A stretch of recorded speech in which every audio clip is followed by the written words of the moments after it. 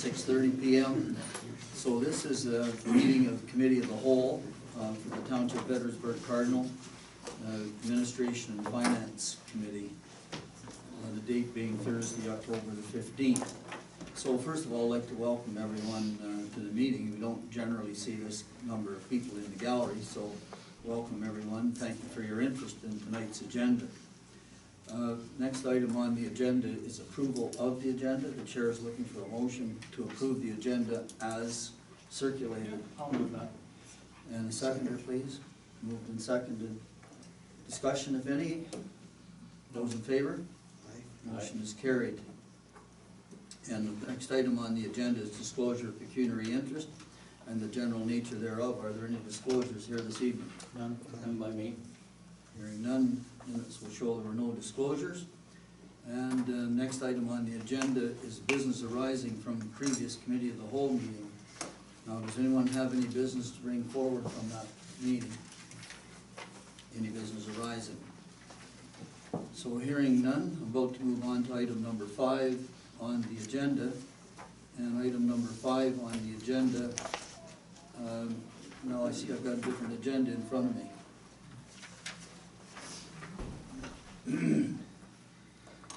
5A. So I show the 5A to be Mr. Ken Smith with a bylaw complaint. Now, is Mr. Smith here? Yes, sir. Mr. Smith, you have the chair, or you have the floor. I think we allow something like 5 to 10 minutes for presentations, and then there may be questions from the members of the committee. You're welcome to use the podium if you like. We're comfortable here, sir. Go ahead. Several years ago, a couple moved in next door. Within a month, I approached them and asked them to keep their cats off my yard. Their answer was, they're cats, it's nature. I've spent this whole time chasing them off our yard. We have tried several measures, including electronic sound sensors, water sensor, nothing has worked. Last year, we said we've had enough. Keep them off our property or we'll get a trap. Their cats continue to come on our property. We got a trap, but we're unable to catch them. And according to the animal bylaw officer, unless they're hungry, they will not go in the trap. We finally called Bylaw looking for help. He said he was busy, but if he got a chance, he would speak to them. We called him again a few weeks later. It was almost daily we were chasing them off. He said he would speak to them and sounded quite positive. He called us after speaking to them and did not sound positive. He said the man was difficult, he didn't care about my birds, and if I trapped their cats, I couldn't dispose of them. Is Bylaw not trained to deal with difficult people? By not caring about the birds on my property, is that not an admission of not caring about property rights? Saying we couldn't dispose of cats meant they had no intention of keeping their cats off my property. It sounded like Bylaw had no authority to me.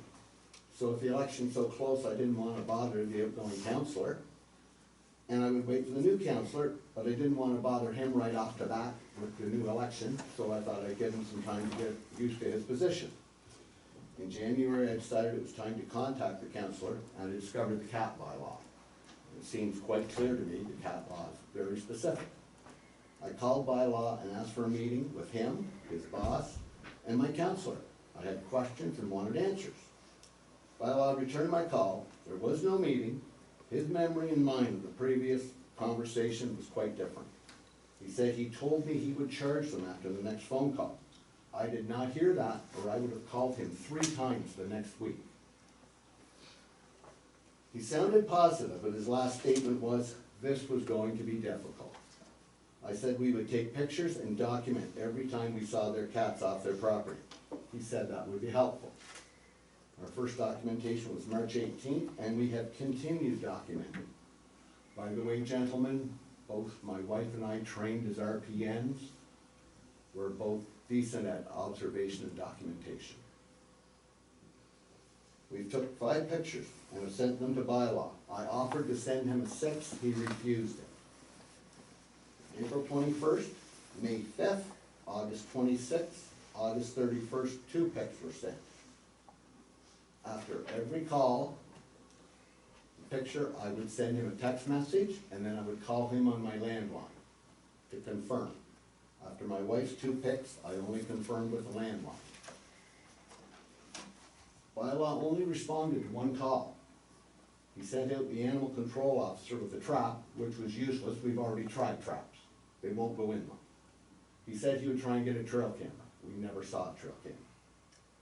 But the 1st of September, I called Mr. Dillabaugh because we were not getting calls returned, and we felt nothing was being done.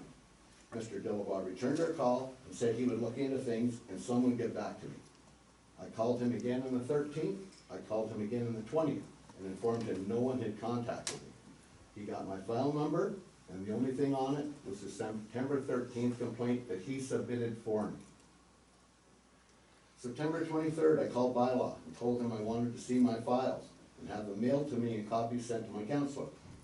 I informed him of my documentation and numbers and said I was giving it to my counselor as well. I called Mr. Dillabaugh and informed him of my request for documentation and the numbers. The numbers are, this is what we've seen. Both my wife and I work part-time, so we're not home all the time. 26 instances of their cats being off their property. 7 instances of cats we're not sure of. 11 times their gray cat has been on our property. 17 times their cats have been off their property since August 29th. We have called Bylaw 9 times, our counselor 3 times, and this has taken over a year. On September 25th, I received a phone call from Bylaw saying he received a threatening phone call from me. I denied that. I said since he had not responded to my previous phone calls, I informed him of my documentation and that I was giving it to my counselor as well, who I've had previous conversations with about this matter. He told me he did not have to keep me informed of what he was doing or what was happening, and if I wanted my files, I had to file the Freedom of Information request, which I did. He said he had spoken to them the previous week, and their response was, "What is the big deal?" That was on or about the 18th. On September 25th, the gray cat has been on our property 5 times. He asked what I wanted and said he would not seize. I said I wanted them charged. He asked if we would be home to look at pictures. I said we would. We assumed it was him who drove by but did not stop. The official confirmation of the charge came from Mr. Dillabaugh. In our conversation with the police officer, we were informed that if we had collected evidence, we must testify.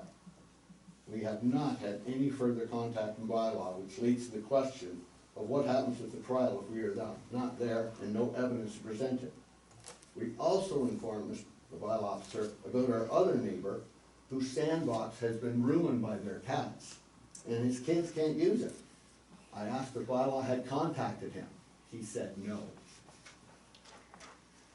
On September 26th, I called Mr. Dillabaugh to keep him informed and requested to text him whenever I called Bylaw, so he would remain informed.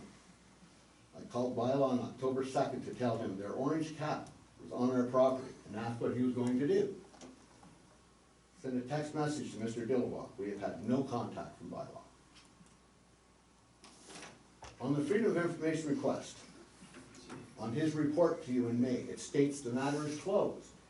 On April 21st, I sent him a picture with a text message and a landline call. On May 5th, I sent him a picture with a text message and a landline call.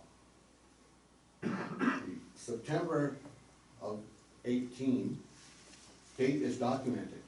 There is nothing documented about our January phone call, and there are no dates on any of the rest of his documentation. We realize this is not a major matter, but it is important to us. We've been there 33 years. It's our home. We should be able to enjoy our property and not have to chase people's cats off our property. We would like the bylaws enforced in a timely manner. We would like complainants to be kept informed of what is happening. Nobody should hear, "I don't have to tell you anything." We would like a letter to the residents of 16 Hudson Crescent, informing them because of their disrespect for other people's property rights, their non-compliance with the cat bylaws, and their refusal to follow bylaw instructions, that the next complaint result in the seizure of their cats, and make sure the bylaw officer informed them. We're really angry, we're really frustrated that this has gone on so long. Nobody should have to call bylaw 9 times, nobody should have to call their counselor 3 times to get one cat bylaw dealt with. I want to thank you gentlemen for listening to us and hearing our concerns. I would especially like to thank Mr. Delaware for his patience, his understanding, and his assistance, because we feel without his involvement, there would have been no charge laid. And we would like to thank Rebecca Williams for her assistance with the Freedom of Information Act. Thank you. We have the pictures on our phones with us here. We have our documentation with us here. If you gentlemen would like to see it, we'd be glad to show it to you. Just in response to that, you're more than welcome to leave anything that you would like for the attention of council, leave it with the clerk or the deputy clerk. But at this point of the meeting, first of all, thank you for your presentation, and then I'll open the floor to questions from the members at the table here, and perhaps you indulge each one of the members with a question. The questions will come through the chair. So I'll start over on my far right here, Mr. Bradley. I have no questions. No questions. Councillor Hunter? I don't know what, not really much questions on it here. I think it's been pretty well presented what the problem is here. I think we need to deal with it. Deputy Mayor Delaware, or Deputy Mayor Deschamps. No questions at this time.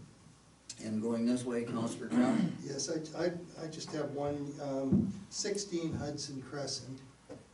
Is that the cat owner's property? Yes. Now, are there people home at that property throughout the day? Yes, there Or are. is it empty? No, they are home too. They are home. We're also right Excuse me. I have to sort of, it's my job here is to maintain order, and the way that's done is that only the questions come from the table, and the questions come through the chair to the speaker. So, Councillor Cameron, do you have another question? No, thank you, Mr. Mayor. So we'll go to Councillor Dillabaugh. I just have one, Mr. Mayor, is are we sure that all of our cats that are being reported are from 16? The 7 instances that we weren't, once we saw a brown cat, and I wasn't sure, but I saw the lady later chasing it up her driveway, so I wasn't positive. 5 other times, it was an orange cat that's just a blur down the property line. We came to find out later that it wasn't their cat, and we were successful in trapping it. Your animal control officer now has it. But their orange cat was on our property. That was the call on October 2nd. And their orange cat spent quite a bit of time last fall on our property. Any follow-up there, Councillor? No, I'm fine with that, thank you. Okay, any subsequent questioning any place around the table? Okay, so I'll just once again thank you for your presentation. I think very well presented. We understand your frustration, and I think Councillor Hunter has sort of summarized things. We appreciate that it's been brought to the table, and we'll be taking your presentation under advisement and discussing with our staff the best way forward. Do you need our evidence left? That's entirely up to you. Anything that you would like to leave with the clerk, you're welcome to do that. Do we get it back? Yes, if you'd like to have it returned to you, we can undertake to have anything that you leave copied and returned to you in due course. Thank you. Our documentation.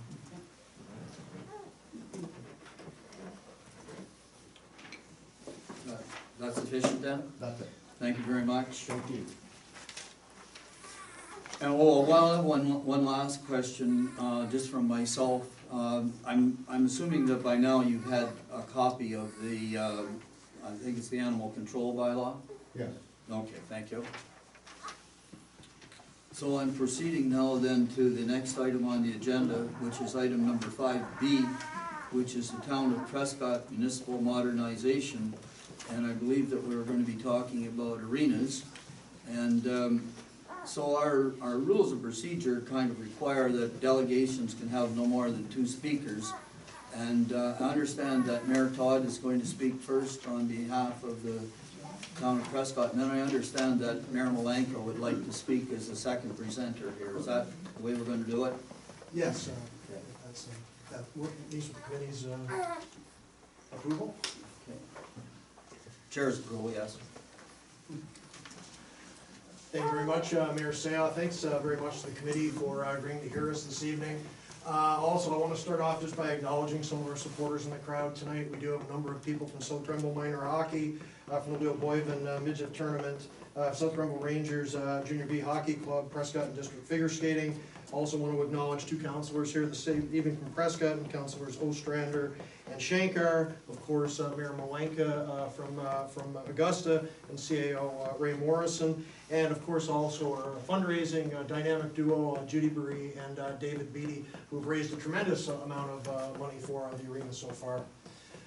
So we'll get into the basics. It's a fairly lengthy presentation. I'll try to go over it fairly quickly, because some of the background I think we're all pretty much aware of. But just in the history, as we all know, for many years, South Grenville residents have used and enjoyed all three community centers in Augusta, in Edwardsburg, Cardinal, and Prescott. But of course, Augusta residents have used those arenas as well. Fall of 2018, our Leo Boyven Community Center in Prescott had the ice plant decommissioned. Planning to replace our community center in Prescott had already started. We were looking at a 5 to 10 year time horizon, but this was obviously accelerated, and it became a more urgent matter in response to the sudden closure. So our goal here is to reduce the amount of time the residents of South Grenville go without access to that third facility. So the reason we're really here tonight is to ensure that we have a good application for the Investing in Canada Infrastructure Program. The community, culture, and recreation funding applications are now open and will be open until November 12th. This grant represents a tremendous opportunity for us, as it will provide up to 73.33% funding for eligible projects. And applications, of course, are stronger if they're made jointly, which require some sort of operating or capital agreement between municipalities. And with the three of us here and the three municipalities that use our arenas, we think there's a great basis for a good partnership here. So what is going to be built? We've looked at this as it's not just an arena replacement, it's a focus on building a community center and recreation complex that will appeal to all ages across various activities. So while it will be the hub for hockey and figure skating with the ice surface, of course, we're also including a walking track, a significant number of community rooms, outdoor soccer fields, outdoor softball, baseball diamonds in the area, and there is a provision for additional phases in the future, which is something I think that's really important here. This is the foundation for something that can grow with Augusta, Prescott, and Edwardsburg Cardinal. There is the possibility of a second ice pad. We have changed the engineering of the building slightly just to accommodate infrastructure going in, so we can actually put the ice pad, a second ice pad down without a great deal of additional engineering. It can just basically be put right on that site. And we've also had some interest in the potential curling center there from the Prescott Curling Club that approached us. And there's obviously, the sky's the limit for this, but it all begins now because we have that once-in-a-generation opportunity to get some significant dollars through the federal provincial infrastructure fund that's available right now. That's just the basic engineering rendition of what the building will look like. Attractive, modern facility. Just a look at the plans. The one thing I would note is the seating on both sides, what makes it relatively unique these days for arenas in all of Ontario. It'll be great for hockey tournaments, big figure skating events, junior hockey, and larger scale sort of events. It actually is a facility of the sort that we've, quite frankly, never had in South Grenville, and I think this is probably the one and only opportunity we will get to build a facility of this first-class, world-class nature here in the area. Just a little more detail there on the build itself. So where's the money coming from? As I mentioned, the Investing in Canada Infrastructure Program is open now until the 12th of November. It does provide significant dollars, up to 73.33%. Of course, the applications are stronger if we make them jointly. The remaining 26.67% will be a combination of our local fundraising efforts and a capital contribution coming solely from the town of Prescott. We are not asking for a capital contribution from either Edwardsburg Cardinal or Augusta. So basically, $1 raised locally equals $2.75 in government funding, which again, I think really underlines the great opportunity we have here to make this happen. Our fundraising goal is just over $3 million, and we're already at $1.5 million, roughly half of the goal, and we've actually moved on a little further than that. We hope to announce some new totals there in the near future. Again, all thanks to our superb fundraising chairs, Judy Burry and David Beatty. We're doing, it's going gangbusters. I can't say enough for how much they've done for us and how much they've raised so far, and I fully believe we will make that $3 million total. Building South Grenville partnerships. Part of the reason we're here tonight too is because the discussion has been ongoing all year around modernization, shared services. We did receive that funding, of course, from the provincial government earlier this year to explore and implement different efficiencies. We've had some meetings at the county level. We've had some meetings with the three of us as well, including the meeting that was prompted by Deputy Mayor Deschamps earlier, where all three full councils got together and shared some ideas. So of course, one of the guiding principles of becoming more efficient, to work better together providing services, remove those invisible lines between municipalities. When it comes down to it, recreation is probably one of the best test cases for this, because all residents of all three municipalities cross those borders all the time, whether it's in figure skating, in hockey, and other events associated with the arenas. They don't care about the borders, so really we're moving towards a future where I think we should actually take that same tactic and not focus on the borders so much as in providing efficient services for our residents. So to this end, we did meet on May 13th of this year to explore some possible opportunities where we could collaborate and create partnerships. So a lot here I'll try to get through fairly quickly. One of the things we focused on after that meeting was sharing costs with regards to recreation. It's something that had been discussed for a number of years, primarily between Augusta and ourselves, but there was definitely a real room in there for the three of us to get together. So in regards to the arena itself, we all ran relatively, I'd say, efficient facilities with the prime time hours were fairly well booked. But when the wheel went down last year, I think that really caused an issue with regards to some programming that had to be canceled. Because the primetime ice just, there's not as much of it available as there really needs to be to fully service our user groups. And I believe that's why we have some of our groups here tonight to help try to make that case if there are any questions from the committee. So if we reestablish the historical facilities that we've had in terms of the three arenas, we'll be able to get back to that extensive use of primetime that users lost in the fall of 2018. So just a couple of highlights. We've had one user program drastically scaled back on availability of prime time. One other user program went over to Ogdensburg to the unavailability of ice time. We've had figure skating cut some of their operational hours back simply because of the non-availability of ice time, and so on and so forth. I don't want to speak for the user groups, but I'm certain they could definitely provide examples of how much they support this new facility. And the other major one is South Grenville Minor Hockey hasn't run tournaments this year, and I believe last year as well, because of the lack of prime time. They don't really see the ability to take up a whole weekend for a tournament. So it brings us right to the Edwardsburg Cardinal numbers. You see them there. These numbers were provided through Edwardsburg Cardinal earlier this year. You note the revenue and the decrease that's been seen. Overall decrease of arena revenue was only $26.69 between the two sites. That's despite the loss of the third facility in Prescott in the fall of 2018. You see the net operating loss in the two arena facilities there. I don't have to go over all this. You folks know that really well through your own budget process. But you do see the improvement in the operating loss due to reduction in expenditures and not really a result in additional revenue generated by the closure of the wheel. So the proposal really here tonight, and these last few slides really kind of get down to the nitty-gritty. We're proposing a net operational cost-sharing arrangement between Augusta, Edwardsburg, Cardinal, and Prescott. It reflects the way that users from all three municipalities use these community centers and have for many, many years. So it goes back to that May 13th meeting that we had with the mayors and the CAOs, and the deputy mayors, that very first meeting as well. So we did go on some previous discussions that have been kind of floating around since 2015 on how we could support each other in operations of recreation. It has always seemed like kind of an easy one to target first, not that there's anything easy about this whole arena build, but it is something that you can make the clear case for it simply because so many residents from all three municipalities use facilities in all three municipalities. So we had follow-up meetings through the spring and the summer. The CAOs led a discussion of the concept of this net operating cost sharing. Explored, discussed, kind of refined the ideas. We've come up with this.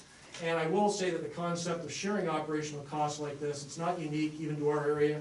Gananoque and Leeds and the Thousand Islands currently have a very similar agreement where GAN owns and operates the arena in Gananoque, and TLTI pays a significant financial support that year because their users, I think they're over 50% of the usage, so I think they're over $100,000 a year they pay Gananoque in terms of operational costs. So with today's facilities, if you look at the breakdown, we've arranged this right now by population. Because there was some concern that tracking each specific user and applying a user fee based on the numbers would be difficult, time consuming. So we really went down to just the basic per capita numbers, and you'll see there with Augusta and EC fairly even at 39.39%, 38%, and then Prescott is the smaller municipality at 22.6%. So if we move forward with the agreement as proposed tonight, based on this per capita arrangement, and the net costs are split proportionally based on population, the estimated allocations are there, with Augusta $47,266 a year, Edwardsburg Cardinal $45,595, Prescott $27,139, makes for a total of $120,000. So you'll see the immediate benefit to Edwardsburg Cardinal, which is one of the reasons we're really happy to bring this forward tonight, because quite obviously and quite fairly, Edwardsburg Cardinal has serious concerns about how much it is paying for the operation of those arena facilities. So if we go forward based on this tonight, the net operational cost of the three increases from $120 to $445,595 per year. So the yearly payments from Augusta and Prescott, $74,405, represents a yearly savings to Edwardsburg Cardinal. So over 3 years, multiply that 74, you've got $223,215 in operational savings for Edwardsburg Cardinal. So the benefit to the taxpayers here in EC is a decrease in net operating costs of the two arenas by 62%. So you see again, significant savings. And if you look at future facilities, obviously these numbers change a little bit once Prescott comes on board with a third arena. So you see the split, if it's done on a per capita basis, Augusta pays $78,877 per year, Edwardsburg Cardinal $75,991, Prescott $45,232. So Edwardsburg Cardinal benefits long-term to the tune of $44,000 and a few dollars per year.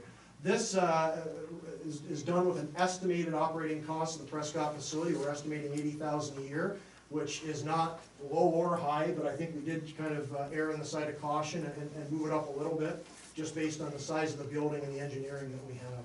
And obviously, we would agree to whatever formula would be necessary to adjust this with new census data as populations change and so forth. So the long-term benefit, once all three arenas are on board and operating, like I say, likely there will be 3 years without a Prescott arena. If all works out well, it will take a couple of years to get that arena up and running, of course. So the net operational cost does decrease. So Edwardsburg Cardinal, the net gain is $44,000 roughly per year. So over 10 years, the total savings operationally for Edwardsburg Cardinal is $531,278. So again, $74,405 savings per year for the first 3 years that the two arenas are on board, and that obviously represents both Prescott and Augusta paying into the operations of those two arenas for our residents. Without the Prescott arena, and that's an offer we are making going forward, regardless of if the Prescott arena is built or not. And then the $44,009 savings thereafter with all three buildings completed. I will turn over to questions and ask for any input, comments from the committee, but Mayor Malenka did want to make a comment. So just before you leave the podium, and before I know Mayor Malenka wants to speak, and I've recognized him, but so I just want to acknowledge, first of all, thank you very much for coming here this evening and making the presentation, because although we have met several times with the fundraisers, Judy Barry and Dave Beatty, I think this is the first time that we've actually ever heard directly from Prescott about this project in sort of an official capacity. But what I was really interested in is the numbers that are presented here in your presentation, and I just can't remember what page they're on. And by the way, haven't seen the presentation until just tonight, so didn't really have a chance to go over it, but just looking at it someplace here, the operating revenue and operating expenses and operating losses from the Spencerville Arena and the Cardinal Arena appear to be almost the exact same numbers that we provided during one of our tri-municipal meetings back in May, I believe it was. And so my first question is, that original revenue, operating expense, operating loss, and then in our original presentation, we had also included what our costs were for debenture principal and debenture interest to get to our total cost per tax for our taxpayers. So my question is, was that information shared broadly? I'm going to ask Mayor Malanka the same question. Was it shared broadly with the members of the Prescott Council? Did they see those numbers in their original form? Yeah, we've shared everything there. We made the decision though, and early on when we had those discussions between the mayors and CAOs, we did agree to look at it operationally, and I believe that's why we are where we are this evening. Capital was essentially excluded with our discussions with Augusta. I don't want to speak for Augusta tonight, but part of the rationale for excluding the capital is it would increase their payment terms dramatically. There's possibly a deal that could be made between Edwardsburg, Cardinal, and Prescott with that includes capital expenses, because we obviously are going to have significant capital expenses to take on, but that structures the deal in such a way that I think it makes it more difficult for Augusta to fully participate on that operational basis. Okay, and I realize that there's a difference between the proposal that we made and this proposal that we're receiving tonight. But the proposal that we made, and I think you were here on September the 10th, when our sort of basic proposal was put on the table, that would be about a month ago at the Admin Finance Committee meeting, and I think there was pretty good discussion here at the table, and I didn't actually call that discussion to a head because I knew that you were here and I wanted to see just what kind of a reaction would come. But my question is sort of goes along this line.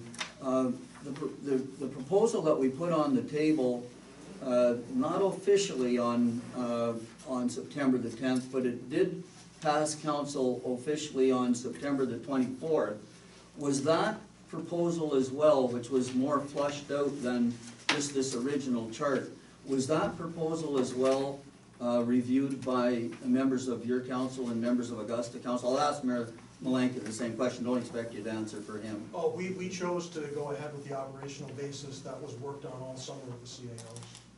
Okay, so I'm not sure how much time the CAOs spent working on arenas. I know they spent some time on some other issues. I'll just see if I can get some response here from my CAO. I know that there was a lot of discussion about municipal modernization in addition to the meetings that we had, which were mayors, CAO, and at one time deputy mayors. I know there were a number of other CAO meetings. So did those meetings focus on arena costs as well? Thank you, Mr. Mayor. I wouldn't call it focused on arena operations, but certainly we discussed ways of cost sharing. I believe the CAOs were aware that the 2 or possibly 3 councils might not support capital cost sharing or may support capital cost sharing, but as I suggested to Mr. Armstrong, that once there was a proposal on the table, then we had a place to start from. Right. Okay, so I want to thank you again very much for your presentation. And just before we ask Mayor Malanka to speak, I'll just go around the table here, because I think from your September 10th attendance here, you'll know that this was a sort of a hot topic, if I can put it that way. And so I'll just ask other members of the county, of the committee here, if they have questions for Mayor Todd. So we'll start with Mayor Dillabaugh, or Councillor Dillabaugh. Thank you, Mr. Mayor. I like that, though. 3 years early. You've had 2 positions I already. do like that. Deputy mayor, now you're mayor. Quick elevation. Your worship, I truthfully do like myself like this better than the Capitol. Just not happy with the numbers, but I'll leave it at that. I have no questions, thank you. Yeah, Deputy Mayor? No, I'm leaving it as it is. Councilor Hunter? I think there's been a lot of effort put forward in it. I think we're, got two proposals on the table and we need to flesh out something in between them. You know, I've always been one of the table over quite a number of years pushing the Edwardsburg Cardinal's been carrying way too much of a burden of operating two arenas all the time. So I think it's a place to start to work on. And Mr. Radley? Yeah, thank you, Mr. Mayor, and thank you for the presentation. I like the idea of working together with the two municipalities.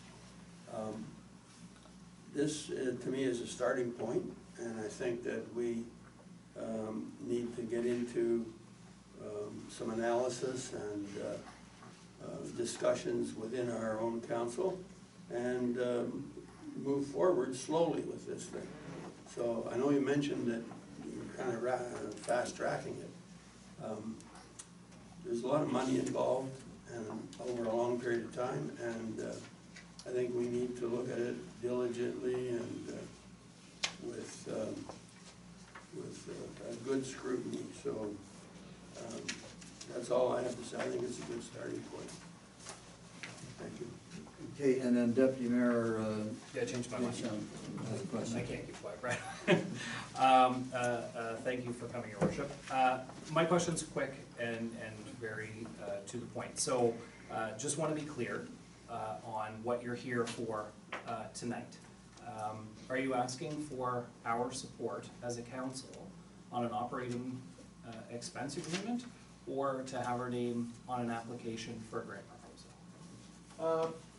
Preferably the former, because I think we have really put our best foot forward here with this, and I'll let Mayor Malenka speak for Augusta, because what we are proposing does seem to address Edwardsburg Cardinal's very valid concerns about operational costs and would see significant savings go forward. So we would like to some real attention paid to that, hopefully approval of that.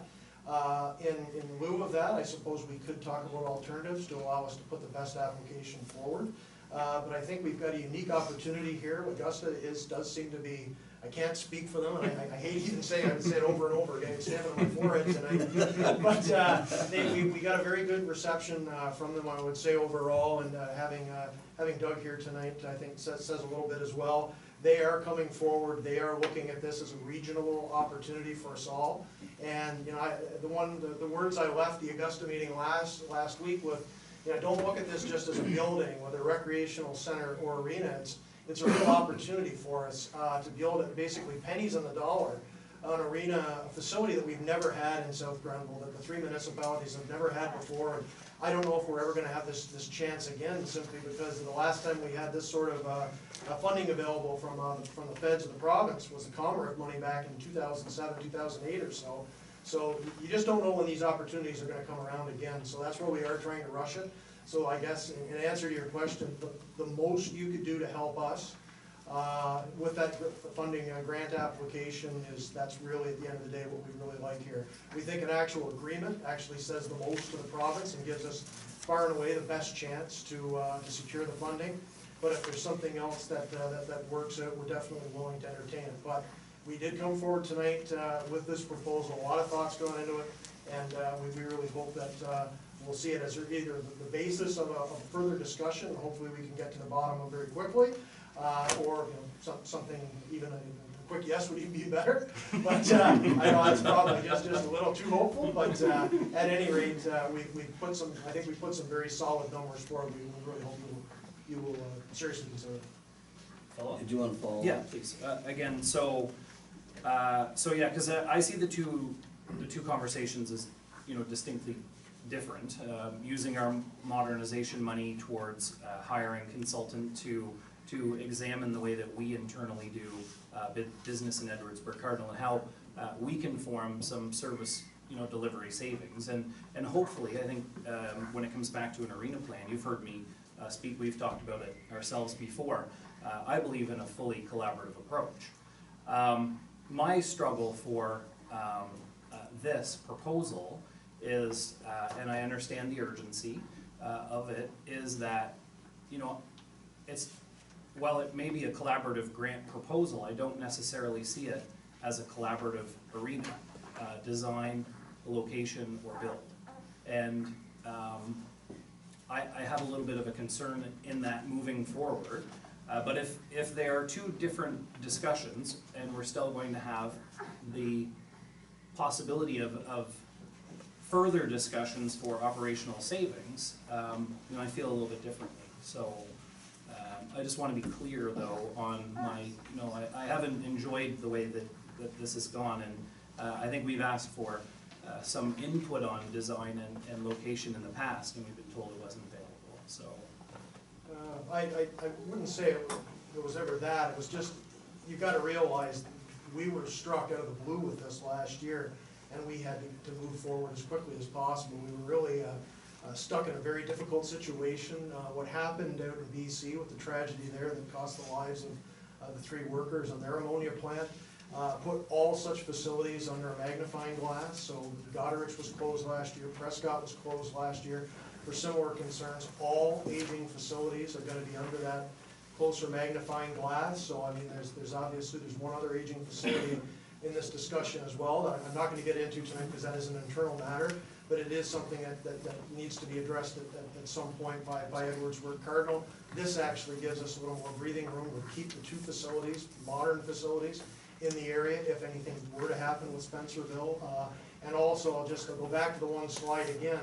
What we're coming forward with tonight, I mean, we're happy to talk in any way, shape, or form about this. We want to have a dialogue, but I'll just, again, $531,000 in operational savings over 10 years. That's a pretty good chunk of change that could be put into the Spencerville Arena for refitting to keep it going for the future. That's a great building with some fantastic history there. I don't want to speak for residents out here, but I would imagine a lot of Spencerville and area residents would like to keep that building going. And again, we're offering a possibility here with those operational savings that could make that even more doable with that amount of money coming in to address the operational costs. if I can, I don't want to turn it into a back and forth, but if I can I just want to be clear that they are, can I? Just that they are two things that you're asking for, though, correct? Support for a grant application and then a possible cost savings. They're not interlaced, they don't depend upon each other. I would say they do to a very large extent, because I think some sort of operational agreement with the 3 municipalities puts this application on a level that will be very difficult to turn down when it does go to the province. We're talking about 3 municipalities moving forward together. We're talking about sharing operational costs. It checks a lot of boxes with the province's current drive for municipal modernization and finding efficiencies. So I think that is obviously far and away what I think we would most prefer here. But if there are other options, like I said, we're not here to present ultimatums or final offers tonight. We're here to put our best foot forward to try to make a deal with Augusta and yourselves that I think is a great deal for all residents of South Carolina. Okay, so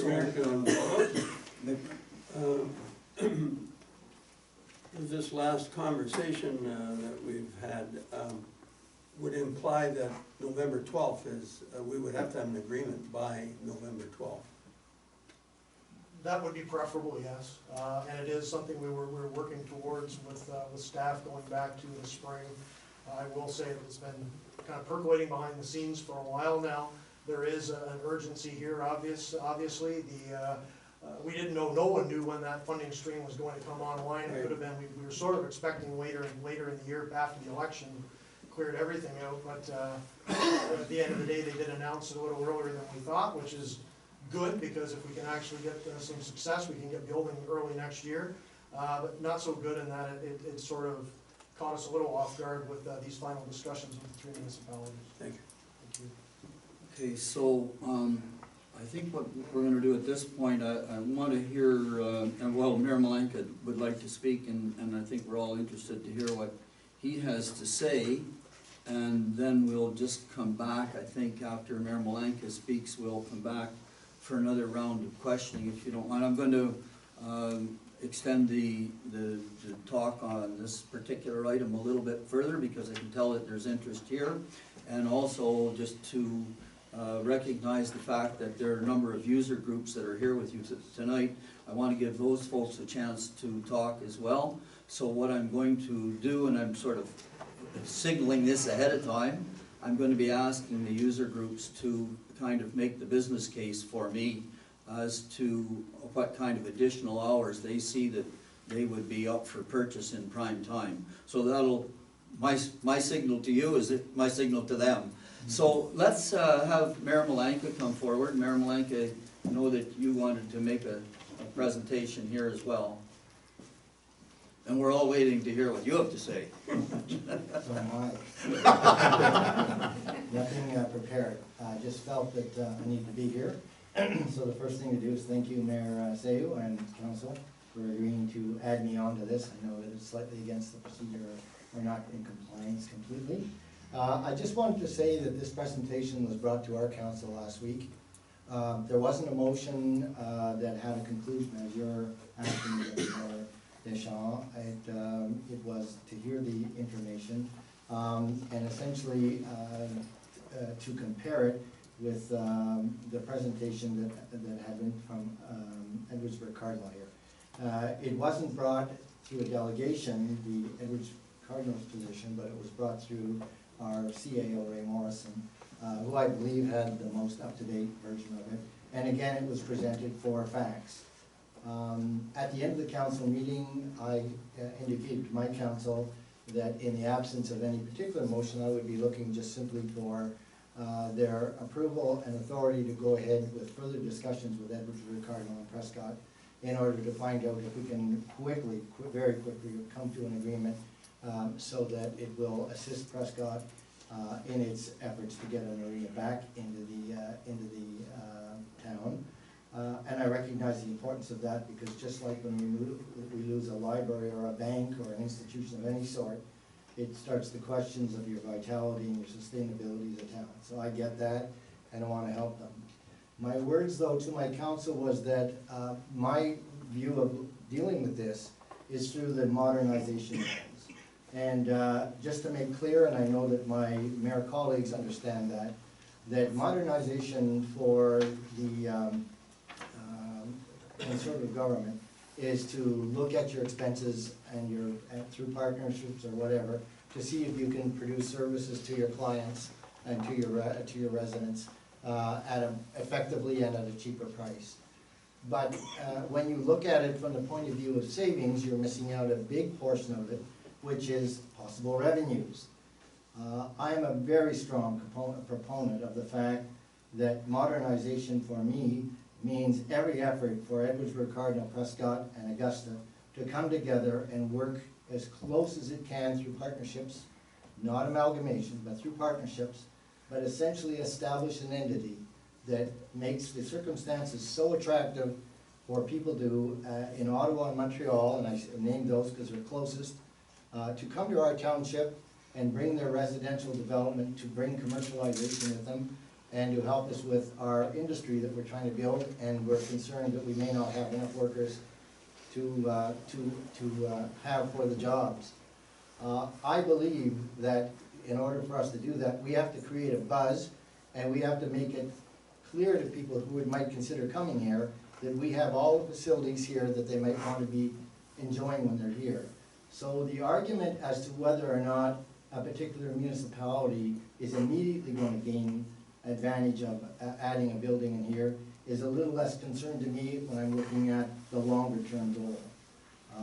And so when I think when I've heard the reaction of Edwardsburg Cardinal to this proposal of Prescott to include only the operation, and you're clear that it makes it an easier sell on a short-term basis for my residents. to sell it on the basis of operation and not capital. But I just say that this modernization is something that I hope that will continue and that we'll get more sophisticated and closer in deals. And I'm just open to say that I'm prepared as a mayor to relook at this later down the line, if we have successes of growth appearing, because that becomes a motivation for our residents to say, you're heading in the right direction, and we're more open to the bigger ideas. So with that, I'm going to stop talking and ask if you have any questions. Please answer. So, as chair, I'm gonna take the liberty of the first question, because I just wanna make sure that we understand. So was this proposal, that came out of the Township of Edwardsburg Cardinal on September the 23rd, was that proposal, did your council have the full knowledge and review of that proposal? You're holding up a piece of paper, and I quickly turned to ask Ray when you were speaking earlier, and I said, is that the paper that he presented to council? And I believe you said that you believe it was the latest one. I'll look for an answer there. I see him nodding his head. Through your worship, that proposal, I believe, that copy was Okay. distributed with the Prescott package. Okay, the so last meeting. the point that I'm trying to make is that there are two proposals on the table here.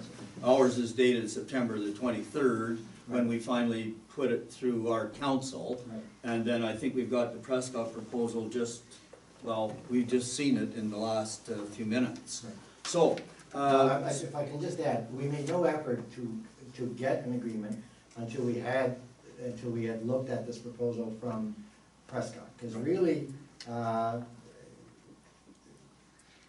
of the discussion of the arena being part of the modernization was, there was kind of a direction we were moving where the mayors were going to look at it, come up with some kind of agreement, and jointly, in my mind at least, that's the way I saw it, perhaps that's not the way I saw it, but then jointly present it to council.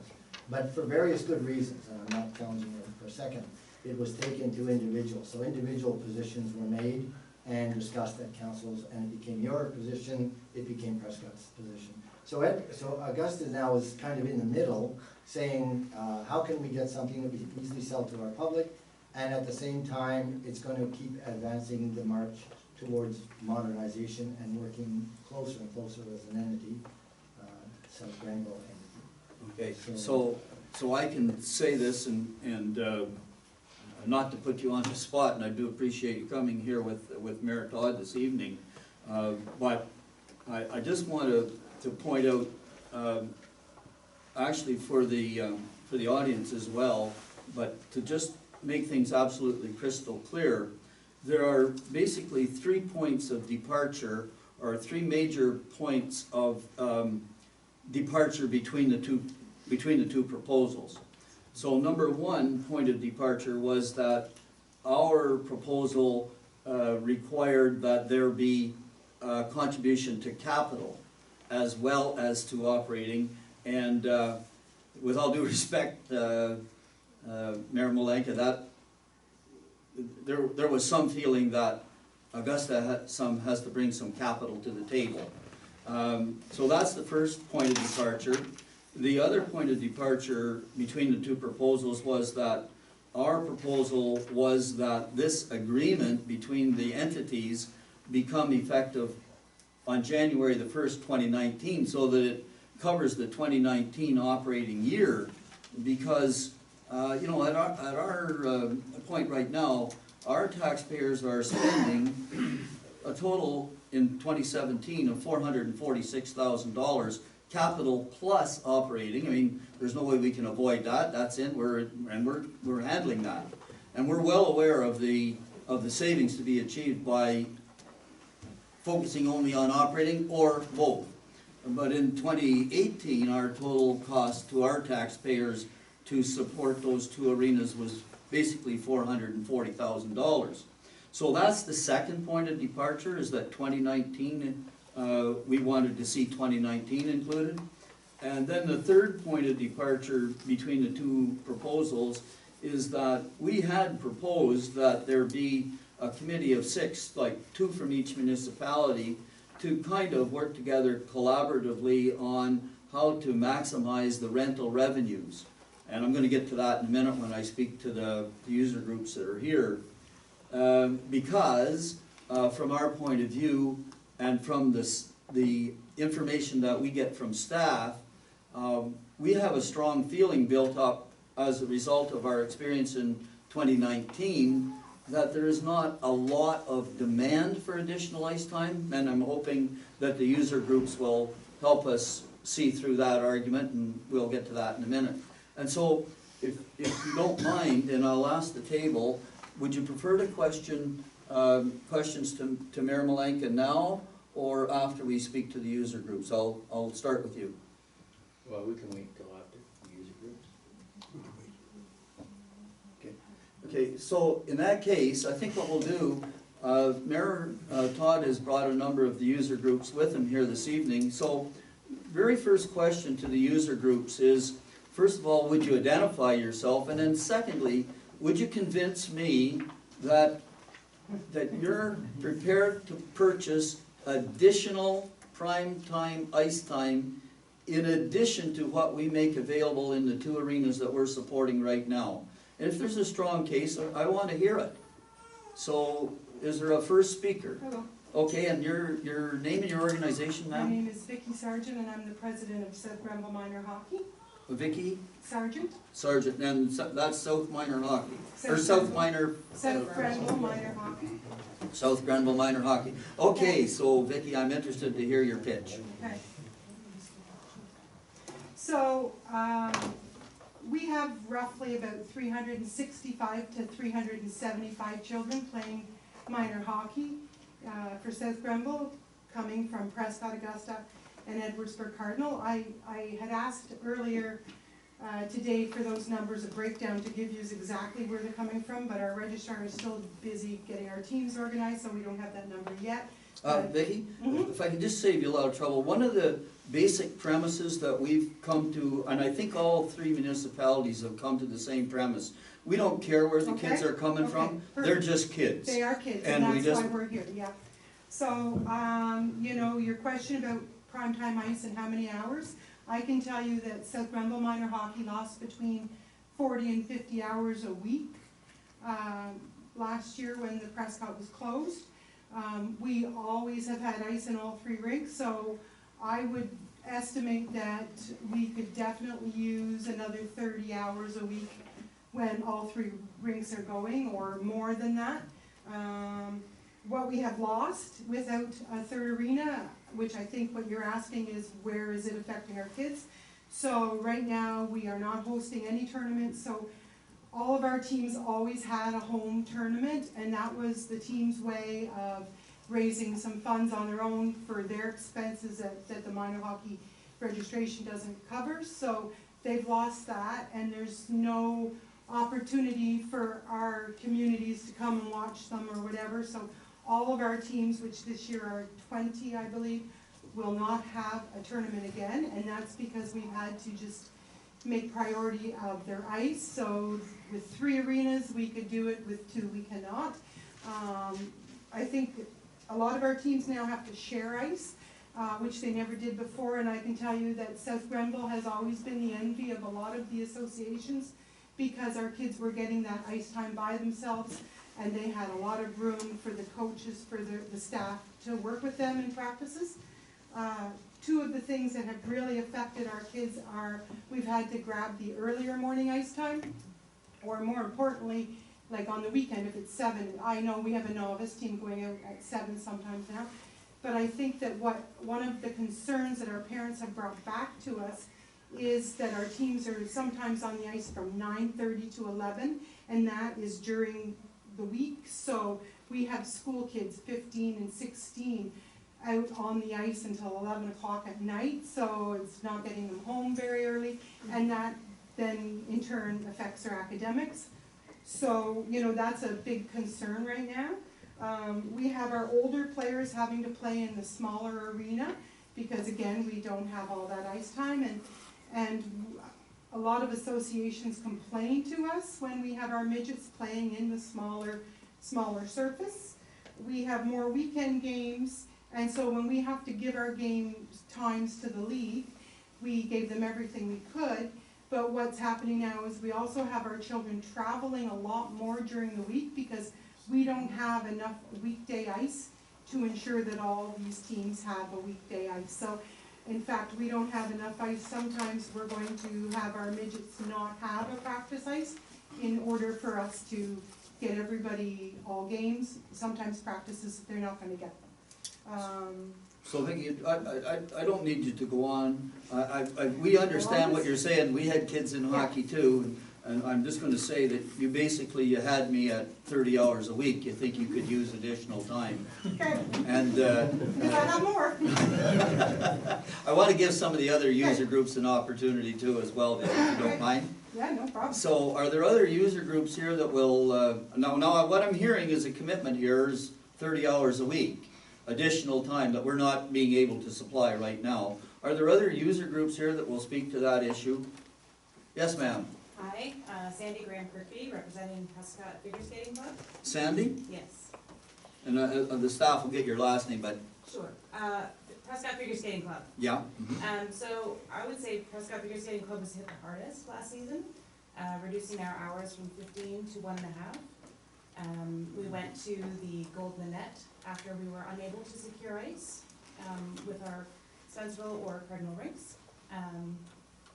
Our numbers dwindled to about 15 skaters last season, and this year we were able to secure ice in Cardinal on Saturday mornings, and we have approximately 35 skaters. And how many additional hours will you buy? 10 to 15. 10 to 15 hours per week? That's right. You've got me. I'm gonna write you down. This is good information for my council. I want you to know that. Are there any other user groups that will speak to that issue? What we're looking for is to see whether there's additional revenue out in the marketplace to support. Yes, sir. My name is Dennis Van Leeuwen, and I'm the president and owner of the South Grenville Junior C Rangers. I'm also the vice president of South Grenville Minor Hockey, and also past president of Prescott Little League Baseball. Which we have, unfortunately, have lost the Little League program in Prescott, which represented a lot of kids around the area as well, Cardinal, Edwardsburg, and Augusta Township as well. We had groups at one time, we had over 120 kids playing minor baseball. This is baseball now. Yeah. I just want to add to the South Grenville thing, that's all. We just talked about the rink in the community. From the South Grenville Junior Hockey Club, I'm going to be honest with you, I can commit to 1.5 hours a week is what I'm looking for. 1.5. 1.5. They sell you 5. I run a junior hockey club, and we are able to get one practice a month, which we had to purchase from another outside organization.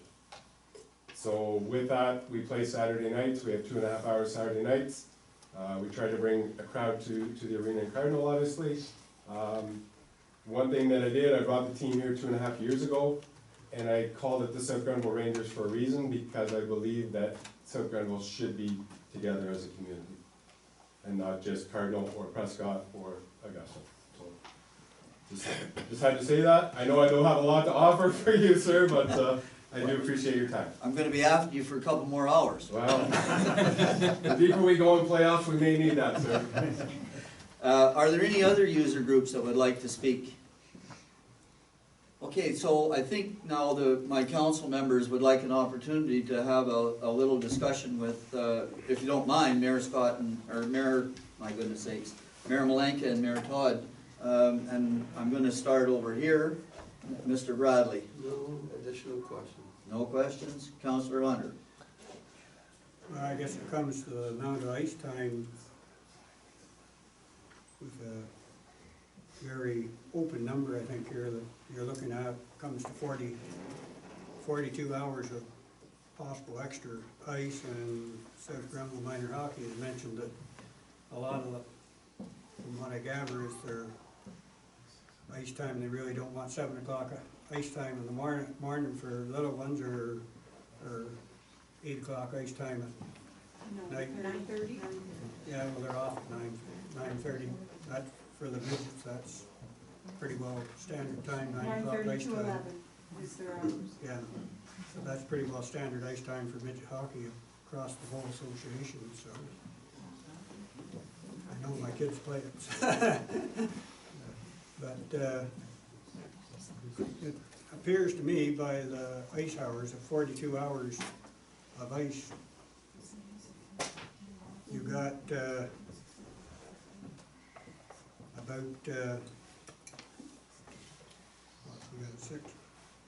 That would hardly fill in half the ice time that's gonna be available for sale, so. And of course, there's always, we don't know what additional, Yeah. Response will come from the marketplace. These are just a few of the user groups that Mayor Todd has brought with him this evening, and we know that there's a broader reach as well. Did you want to follow up on that? I just wonder, Mayor Todd, I know you've been doing studies and stuff to try to support your proposal for this. Have you come up with any estimates of beyond? Because you know we picked up probably 20 hours or more ice a week that we're renting out of the 2 arenas that we didn't rent before, and if those hours are going to divert back, that's going to be a huge loss in revenue to us. It's going to up the operating cost for our arena. So you did a study on where you go and market your extra ice? But no, what I will add to that is we're all sharing in the expenses of all 3 arenas at that point, so it's not a loss to Edwardsburg Cardinal. That's one point I really can't underline enough. With all 3 of us taking this on board, we're all sharing in that. So it's you can't look at it as an Edwardsburg Cardinal thing anymore when we're all sharing the operational expenses, the losses, however it works out. We're all basically helping one another out and trying to do the best job we can for our residents. I don't know if, Vicki, was there any other comments? I mean, the 40, I thought you mentioned more than that, and I thought figure skating was a X number of hours as well, so I think the numbers are already into the 50s. Yeah, we have to try to keep the discussion from the chair, from the council through the chair to the speaker. Well, I think, at any rate, I think we're well over 50 hours just from that. I know one other organization that moved their ice time to Ogdensburg, that's another 2-3 hours a week. I mean, there are other groups as well. So I mean, we can definitely, pull that together, but the bottom line is, again, there's no risk of this, of even building this extra facility. There's no risk for Edwardsburg Cardinal, because again, I'll point to the savings and the fact that we're all contributing at that point to the operation of all 3 arenas. So however it's worked around, Edwardsburg Cardinal still benefits. Even if I come in and I save 50 hours, 150 hours, whatever, obviously the higher numbers the better. And I do think a facility like this is going to attract new users, larger events and so on. That'll benefit all 3 of us.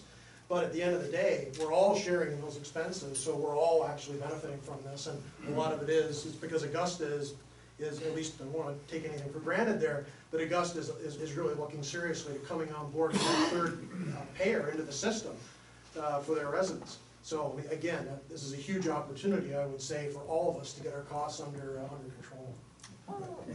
Just in rebuttal to that, if the ice hours go down at number 2 rinks and the operating cost of these arenas goes up, the savings go down too. Yeah, So there's going to be less savings, so we're looking at maximizing the savings. So. But it's split 3 ways instead of just Yeah. Edwardsburg Yeah. Cardinal taking Yeah. it on. Yeah. So Which means a lot. It means a lot, I would say, and I think the numbers kind of speak for themselves here. Well, we're familiar with the numbers. We've been familiar with them since about March. Yeah. Councillor, Deputy Mayor. I'll mine till the end. Councillor Cameron. I just have a general question on minor hockey in itself. I understand, I'm sorry, yes, through the chair. I'm under the impression that in some areas, minor hockey enrollment is down. How is it with you people? Yes. I think we're down about between 10 and 15 skaters, 10 and 15 players this year.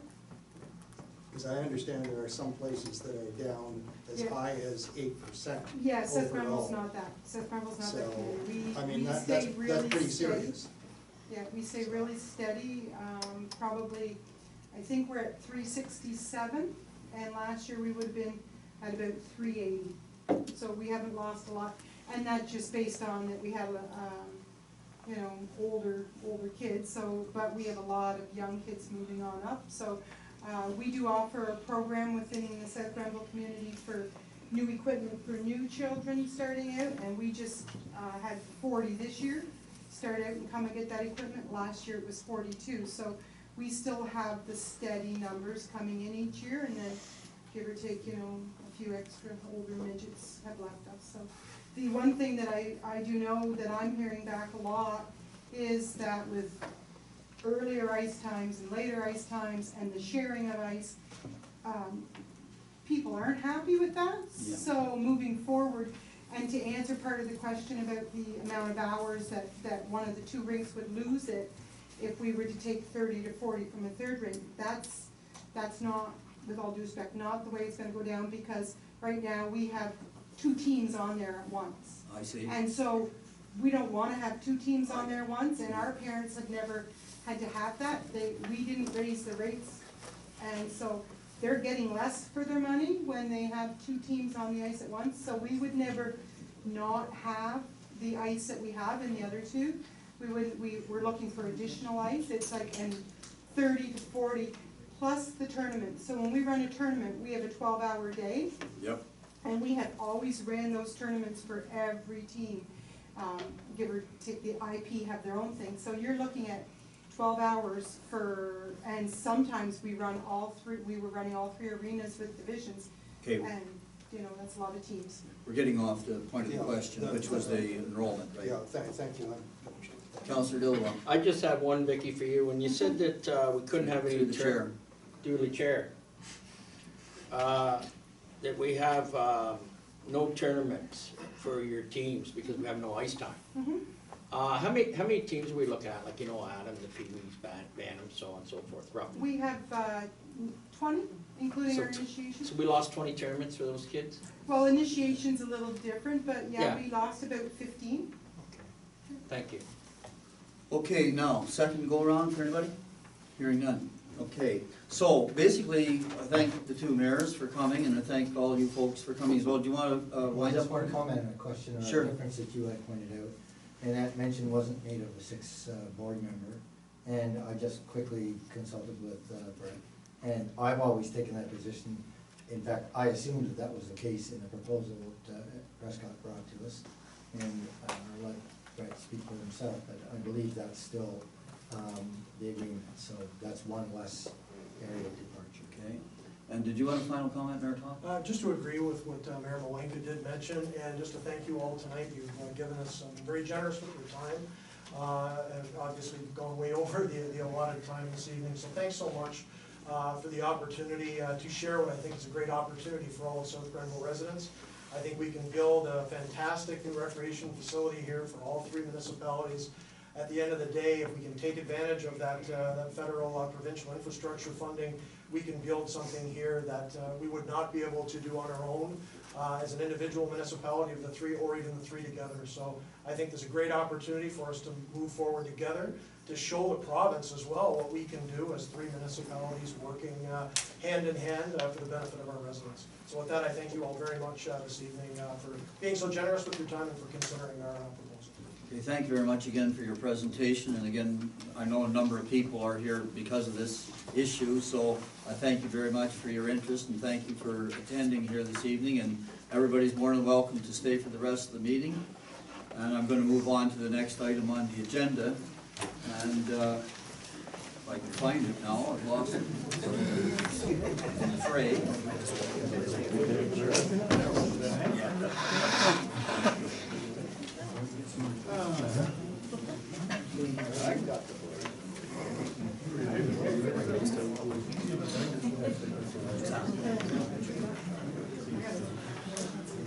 Are you done?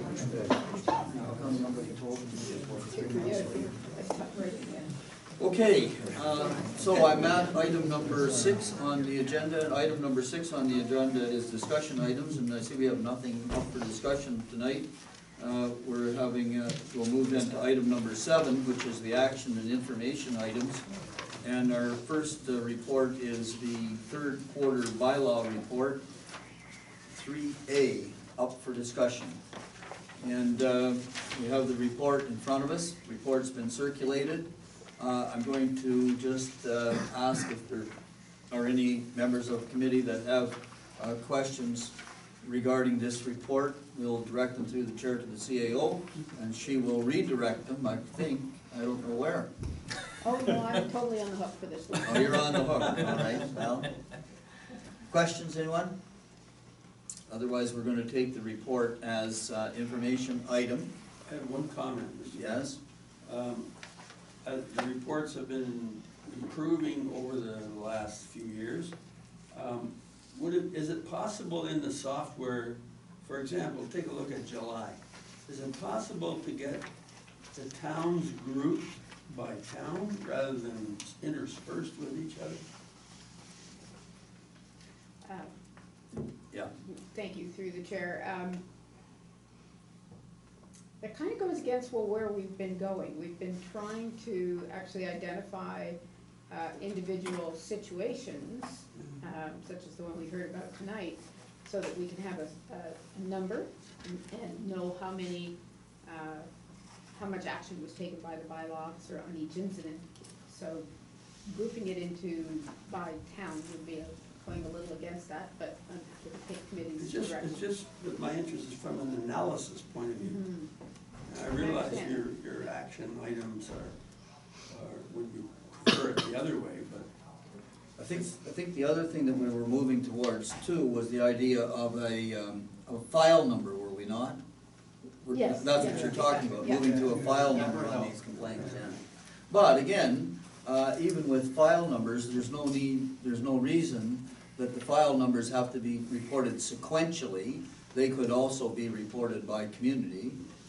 I don't know if your software has that flexibility or not. And unfortunately, we're not there yet with it, so I don't have a good answer for that. Can you give us some sort of an idea to how long it would be? I know we've talked about this additional software to register these complaints. Can you give us some sort of an idea of how far we are away from getting that system up and running? And unfortunately, Mr. Mayor, that one's a bit difficult to answer because the department head who manages bylaw enforcement we don't have one right now. So it's probably delayed us a little bit. We still have work to do to make sure that the software does what we want it to do. And we've lost a set of hands that was working on it. So. Right. Follow-up, Mr. Bradley? no follow-up. Thank you, Mr. Mayor. Councillor Hunter? Well, I'm just very interested in getting some numbers for each one of the complaints here, so when we hear a complaint tonight about the number of times and stuff, for us as a council, we look and we see animal reports listed, but we don't know whether they're, just because they happen to be in that one town, we don't know whether they're all the same one or whether there's 5 or 6 different ones taking place each month, so kind of leaves us a little bit in the blind of whether it's actually getting accomplished. Deputy Mayor? No questions. Councillor Cameron? No questions. Councillor Dillawa? No questions. Okay, then I'm gonna move on, and we will note, or the minutes will note that the staff has indicated that we are working towards a more wholesome system to track and record these types of complaints and our response to them. So I'm at item number 7B on the agenda, which is the quarterly treasury report and reserve update report. So that report again is in front of us. Are there questions with that report? And I'll start at the other end of the table. Councillor Dillawa. None by me. Councillor Cameron. No, thank you, Mr. Mayor. Deputy Mayor. Absolutely nothing. Councillor Hunter. Looks good. Mr. Bradley. The first page, long-term debt. current year in 2019 is 5.86 million. Prior year was 5.86 million. Is it the same number? Like, I don't know why they're the same. No, I don't know whether I'm following you correctly or not. Where are you getting your numbers from, if someone may Page ask? one, Beg pardon? first page. Oh, first page. Long-term debt. September 30th to September the 30th, number you're looking at? Yeah, like, the prior period to June 30th, 2019, the debt was 6 million.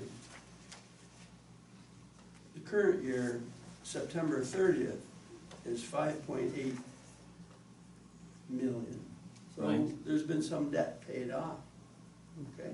Yes. But the prior year, September 30th, 2018, has the same level of debt that we have now. So through the chair to the treasurer. Yeah, I can see that's an error, and that's probably in the fact that I was rushing to get this Okay. report done before I No left for problem. holidays. I apologize for that error, but the debt is reduced from June, and the number that's on the September 2018 number is incorrect. Okay, no problem. Okay, and then long-term debt is on the the next page as well, Yeah, which does come out to Yeah, 5.859. the number's correct. Yeah, the number's correct, okay. Any other questions, Mr. Brad? No, that's it. Okay, so with no questions around the table, that leaves the chair with great latitude. So if I may, a number of questions pop out to me when I'm looking at the reserve and the reserve funds. mhm. And so the first question comes at Public Works, which is line 3520. And it's showing there that the transfer in was 88,450.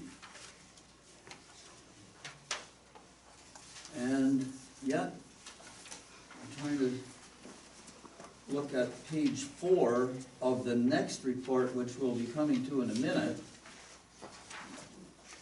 And the next report that we're coming to on the agenda shows that we had budgeted, or actually it shows year-to-date actual transferred to the reserve under Public Works of 150,000. So I've got two reports, one that shows me 150,000 transferred, and another report that shows me 88,450 transferred. And I'm just wondering which is the correct one. To clarify through the chair, the 100,000 went into the industrial park land reserve. That's to pay back for the gravel to surface. Is that the 100 that I see below me? Correct. Okay, so that the total then becomes, The 150.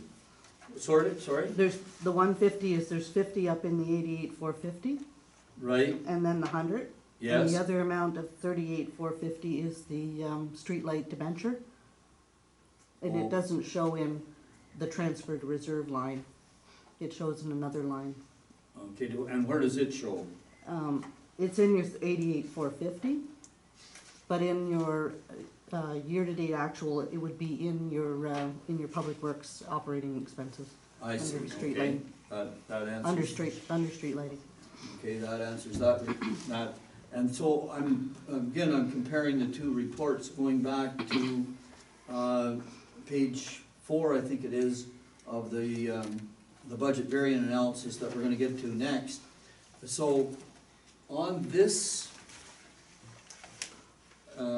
reserve and reserve fund report, I show cemeteries transferred in 3,500. But that doesn't show on page 4 of my variance report. It would be combined in your cemetery. I'd have to scoot to that. Let me just double check where that is. So in your page 3 of cemeteries, there's 39, the year-to-date actual is 39,5792. And 3,500 of that 39,5792 is the transfer into reserves. Okay, so why doesn't it show on that section that says transfer to reserves? The transfer to reserves section is all capital related Oh, I see, okay. transfers, And the other is operational related monies. to operating. Yeah, so it's included in your operating costs, Okay, up so, above, so same answer as to election reserve. correct. Okay, all right. Okay, well, those were my few questions. With the exception of a few questions related to the capital project status report, which is the fourth page of this one.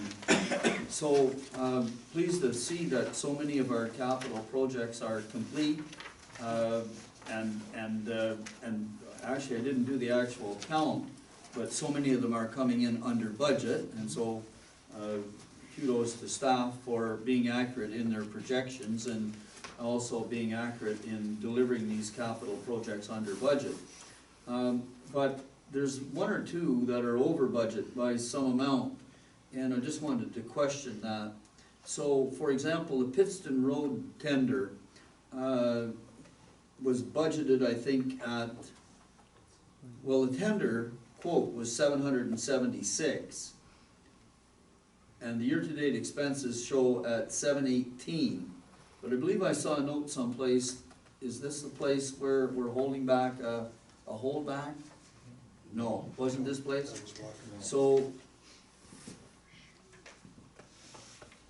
we had a tender quote of $776, but we only budgeted $649. What were we thinking at that point? If you can just help me clarify why we were so far out on that one. I'll ask the Director of Operations Yeah. to speak to that. If you would, please. Certainly through the chair, the long and short in this particular with Pittston Road, we ended up having substantially more base repairs. And we initially anticipated, which brought the cost substantially up. Okay, and so the budget amount, the $649, was before we actually had got the tender amount? That's correct. Okay, all right, I understand that. And there's only one other one, well, actually, that's the only one that's badly over budget, so. Holdback for landscaping is the Walker Street tender with Cornwall Gravel. Can you tell us what state that is at? Certainly through the chair. So the remedial action with respect to the landscaping has been done. And now we are in there's a 30-day period where an inspection will take place after 30 days to determine whether the work done is satisfactory. If it is satisfactory, then we can start to go through that release process. If it's not, the notice will be given and there will be another 30 days for the contractor to correct the deficiency. Okay, and can you just tell me, because this has been kind of a thorn in our side for a number of months, can you tell me what the resident reaction is here to the remedial work? Just anecdotally? It varies depending on the individual that you speak with. I think generally the latest remediation work has been received with, I guess, satisfaction from a good portion, and some dissatisfaction with a few members on that street.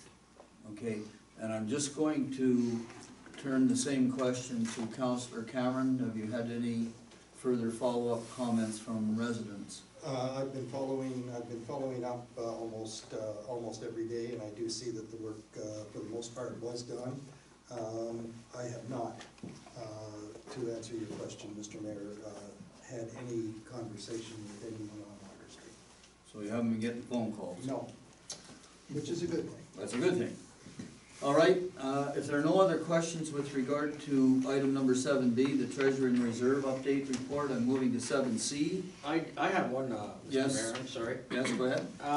The Cardinal Fishing Dock came in at 9,600, and we budgeted for 10,000. Thought that was a donation from South Nation or something. Through the chair, to the Can someone CO. help me out on that? Thank you. Yes, through the chair, that was a joint project between South Nation and the township, but this represents the township's portion, which was the cost of the dock. South Nation provided the expertise for design, engineering, and help with installation. So, are you saying it was a $20,000 project? No. Yes, I believe it was somewhere close to that. I don't have the number right in front of me. Perhaps the Director of Operations can help me. I believe it was. Yeah, I think it was in that area. 20,000, okay. I had forgotten that it was a shared financial as well. Yeah. Yeah, thanks for clarifying that. Thank you so much. Okay, I'm moving on then to item number 7C, which is the third quarter budget to variance report. And that report is in front of us. And go around the table the opposite way, Mr. Bradley. I guess, yeah, I went through the report. These reports are really great. It's worthy to note, I think, that as of this particular report, we're looking at about an $885,000 surplus as year-to-date actual. And of course, we get, on the report, we get the percentage of the project remaining, or the amounts of money that remain for the balance of the year. Now, we have 25% of our year remaining as of this report. So, and you can see from the report that some of the projects are completed, some are not completed, some are in progress, and I recognize expenses are not linear, that they bounce up and down depending on what's being done at what time of year, etc. But what I would like the report to at least lead me to be able to conclude is how much of that surplus is going to be we're going to be looking at the end of the year. Like, is it going to disappear? Are we facing overruns, or are we going to have, you know, a sizable surplus at the end of the budget year? So that's the only comment I have. I think, I mean, I go through these pretty tightly, you know, each month when we get them, but I don't know. Like, that's the part that is the question.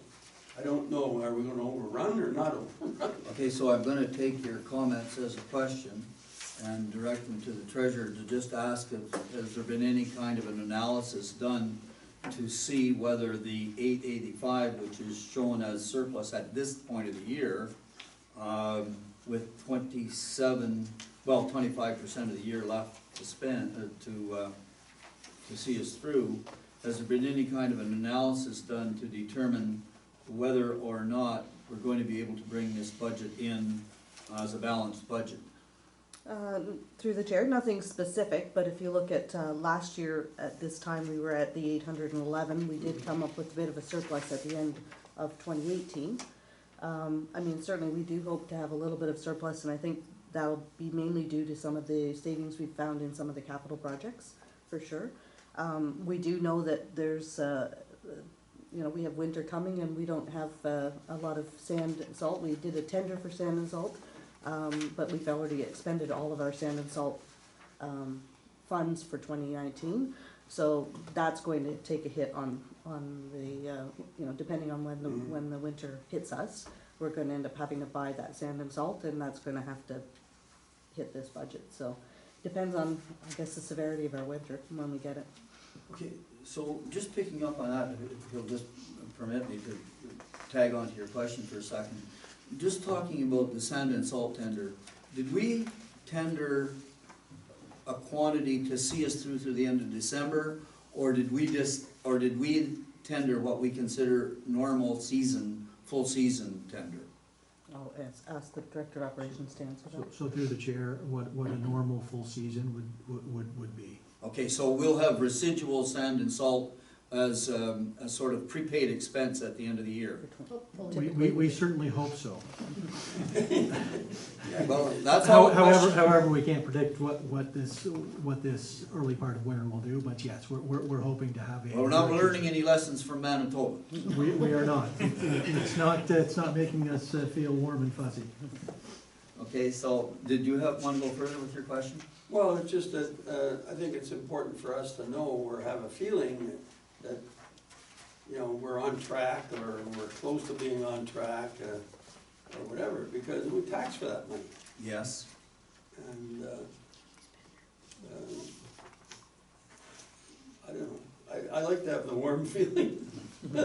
Well, you get the warm feeling about March of 2020. Yeah. When the final numbers are satisfied. Yeah. Councillor Hunter. Well, most of our projects that we've done has come in either on budget or close to budget. The only one thing that really seems to be biting us through here is our repairs, and we vastly underestimated the cost of our repairs, and pretty near all the departments for what we've had to spend on repairs. Recreation had to spend way more on repairs in the pools than what they estimated they were gonna have to. Our vehicles have cost us considerably more than what was estimated for the repairs. We all kinda knew when we were setting the budget in the spring, that we're trying to maintain that 0% tax increase, that our roads department wasn't being given enough money to see them through the winter works project, because we'd already pretty well expended that, so I think it's a lesson to be learned there, that we need to, when we're setting a budget, when we're already through the major portion of what we need to pay for winter works, we need to increase that amount of money to be there to cover our expenses rather than under budget it, so. Or find a way to reduce the expenses. That doesn't generally happen, so unless we get a bunch, or increase our capital and buy more newer equipment. So Oh, you are a capital man. Repairs. Oh, Deputy Mayor. Jerry's in attendance. No, I think, you know, going through, I think everything looks really good to where we're at to this date. I didn't see any super big surprises, and overall, I think it looks pretty good. Councillor Campbell. Yeah, I just have a couple, Mr. Mayor, thank you. I'd just like to, on page 3, under police services, our budget was over $1 million that we budgeted now. Was that what their contract was? Yes. So far, we've got 42% remaining of those dollars, because we've only paid out $675,000. Now, is there any chance that that's gonna come in less, or like, I'm just trying to figure out, here we are 3/4 of the year gone, and we still have 40, do we not send them a monthly? Through the chair, yes, we do send them monthly. They send us an invoice, and so it's usually after the month, so it's always 1 month later. So we're never, exactly 9 months or whatever of payments. But this that says, amount will be paid to the policing services. okay, so that, for instance, if there's another invoice, the September 30th is a little bit off. Right. Okay, and the other question I have is on, if it'll spring open here for me.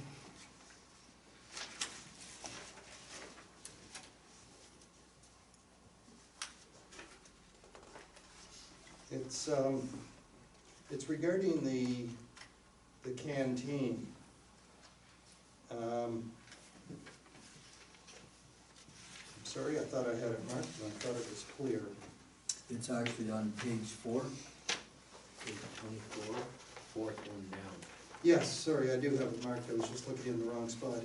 Now, the figures that we have so far, is that for all canteens, or is that just a canteen.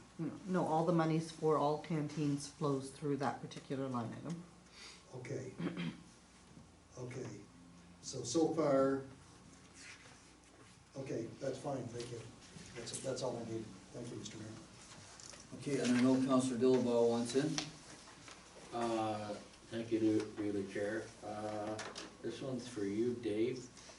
On page 23, street lighting. Year to date is 59,173. We budget for 76,450. Do you think we might get a couple lights up there in Johnstown? Have we looked yet? Up at the subdivision? Through the chair, we have looked at that, and there is a report planned for the meeting next week that will discuss that. Okay, thank you. With respect to the street lighting, that is what is anticipated left for any maintenance, repair, and the actual electricity used. That will take it up, you said, you That think? will take it very close to the 76,450. Thank you. Okay, so I'm gonna come back myself then to page 2 of the report. And on page 2 of the report, basically, we're in the revenue section, and we're talking about revenue from various sources. So under economic development, we showed a budgeted revenue of 53,700, but no year-to-date actual, which means that we haven't received any money from that source. Can you tell me what's happening there?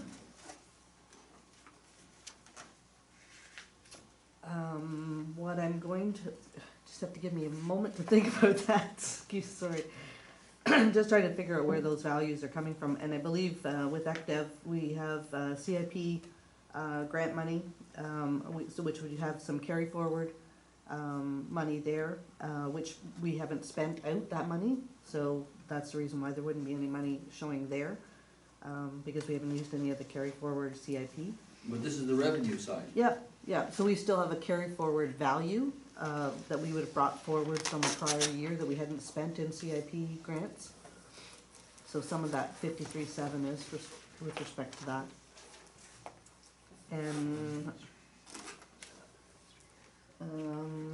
yeah, that's probably the other spot too, is the Main Street Revitalization Fund.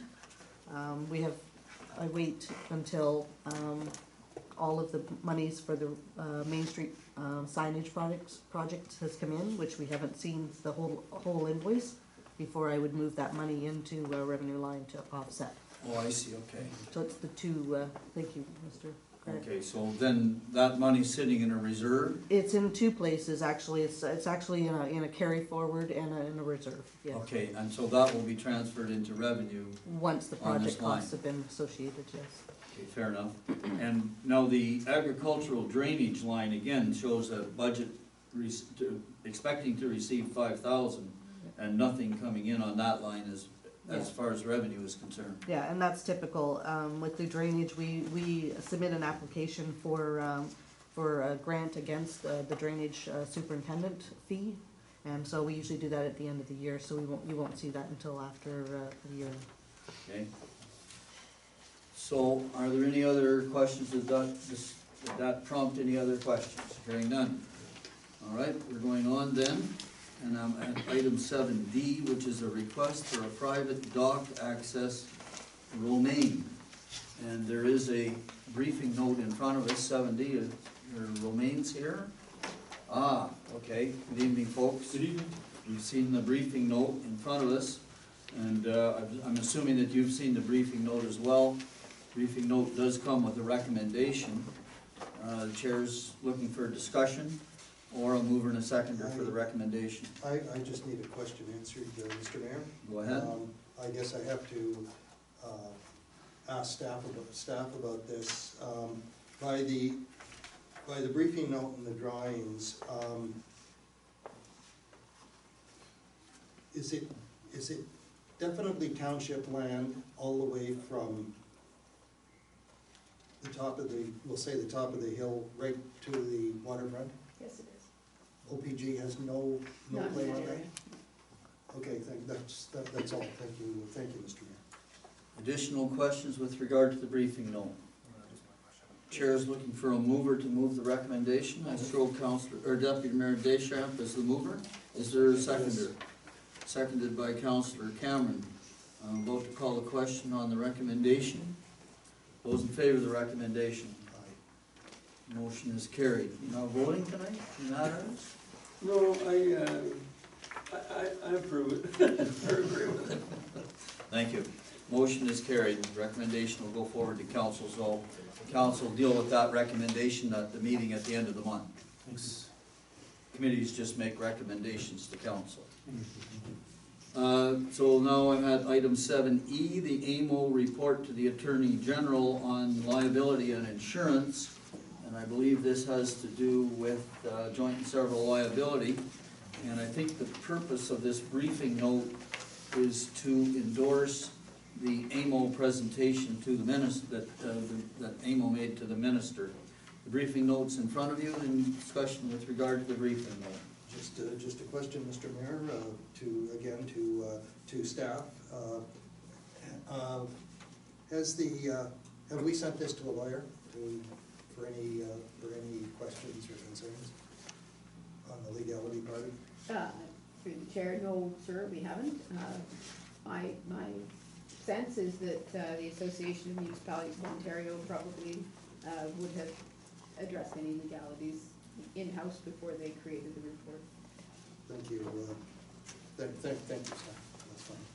Okay, so just for the gallery, joint and several liability is a major issue facing municipalities all across the province, because under the joint and several liability laws that are in effect right now, if, for example, there is an accident and the claim is for $1 million, or the judge awards $1 million in settlement, even though we may be found to be only 1% liable, we can actually be on the hook for the entire amount if the other parties named in the lawsuit show that they don't have funds available.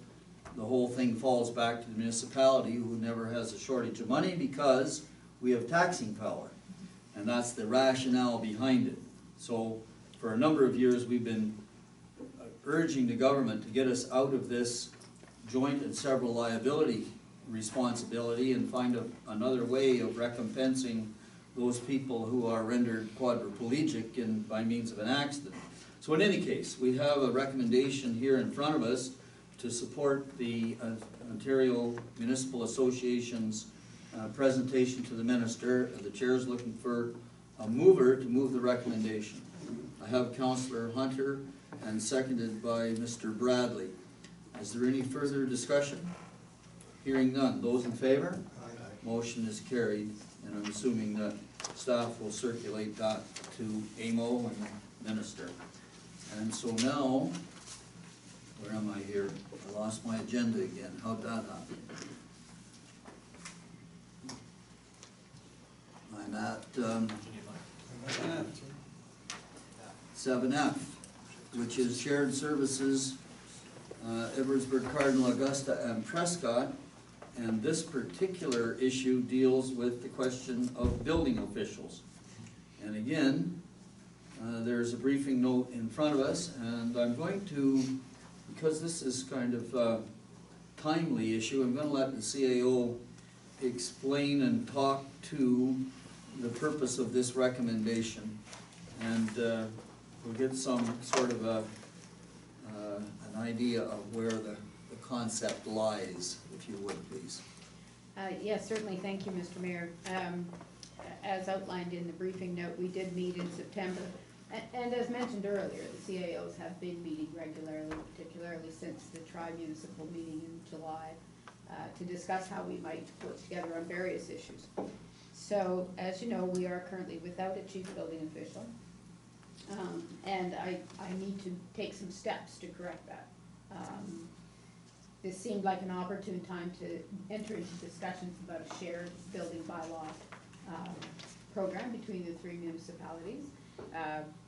Prescott and Augusta both have highly qualified chief building officials on staff who could potentially issue all the permits and do all the required work of CBOs for 3 municipalities if they also had an inspector, who would be presumably less qualified, somewhat less expensive, and available to do inspections in all 3 municipalities.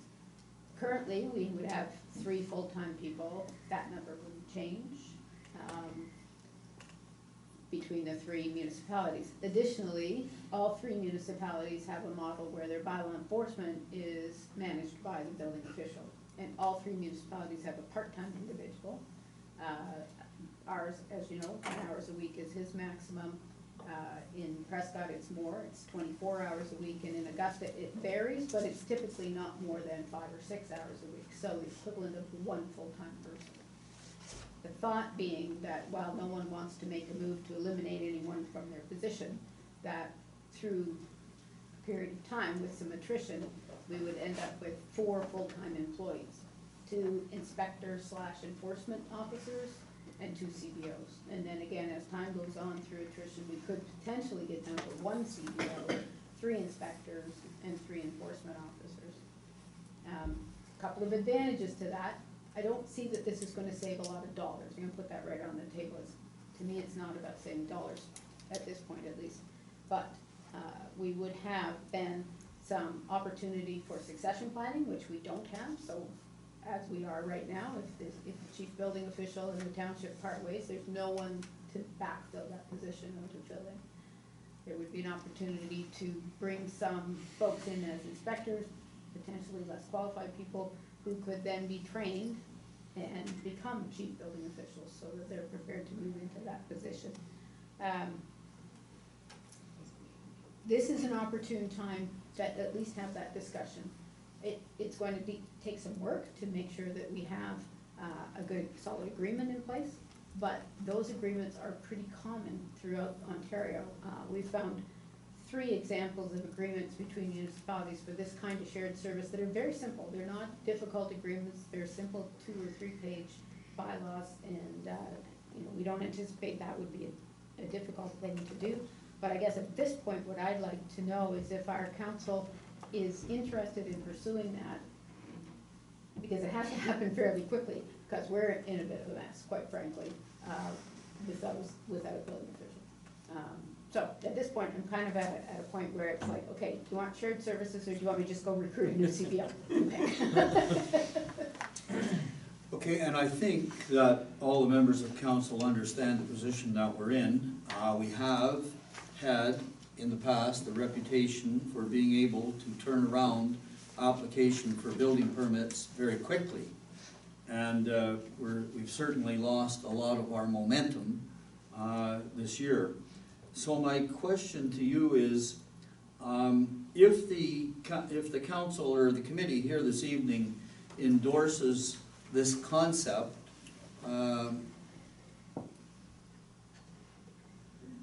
what length of time would you put on it for us to be able to draw a conclusion as to whether or not it was going to fly in reality with the other 2 municipalities? Well, that's a very good question. Quite frankly, I'm the one that's mostly under the gun, because I'm the one that's taking the phone calls. So I would be pushing to get an answer from the other 2 municipalities within 2 or 3 weeks, because I really think that we need to move quickly on this. From our perspective, they may not be in as much of a hurry, but their building officials are under some pressure from us right now too, having to try to help us out where they can. How's that working out? It's fine. The next item on the agenda,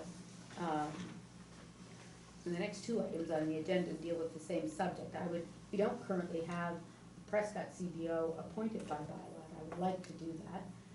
Ms. Levine in Augusta Township is a great CBO. She has a great reputation in the construction community.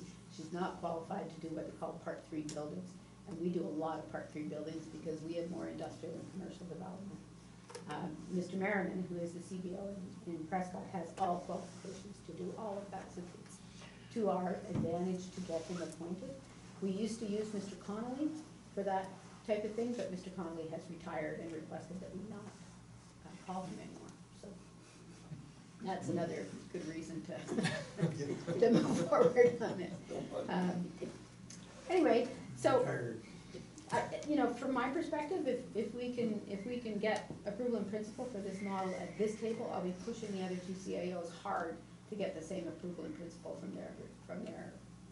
Okay, and so, is there any potentiality or possibility that we can move forward in two tracks at the same time? If we endorse this and give you authorization to proceed to try to execute on this, can we at the same time at least advertise for a chief building official and make the closing date, say, 2 to 3 weeks from now? We're not obligated to follow through on those. Well, I suppose in some ways, if we advertise the position, we are obligated. Yeah, I don't recommend that, Mr. Mayor, because if we choose not to hire and then for some reason 2 months down the road decide we really end up having to, then we go out to the market again and now we're, you know, it doesn't represent us well as an employer.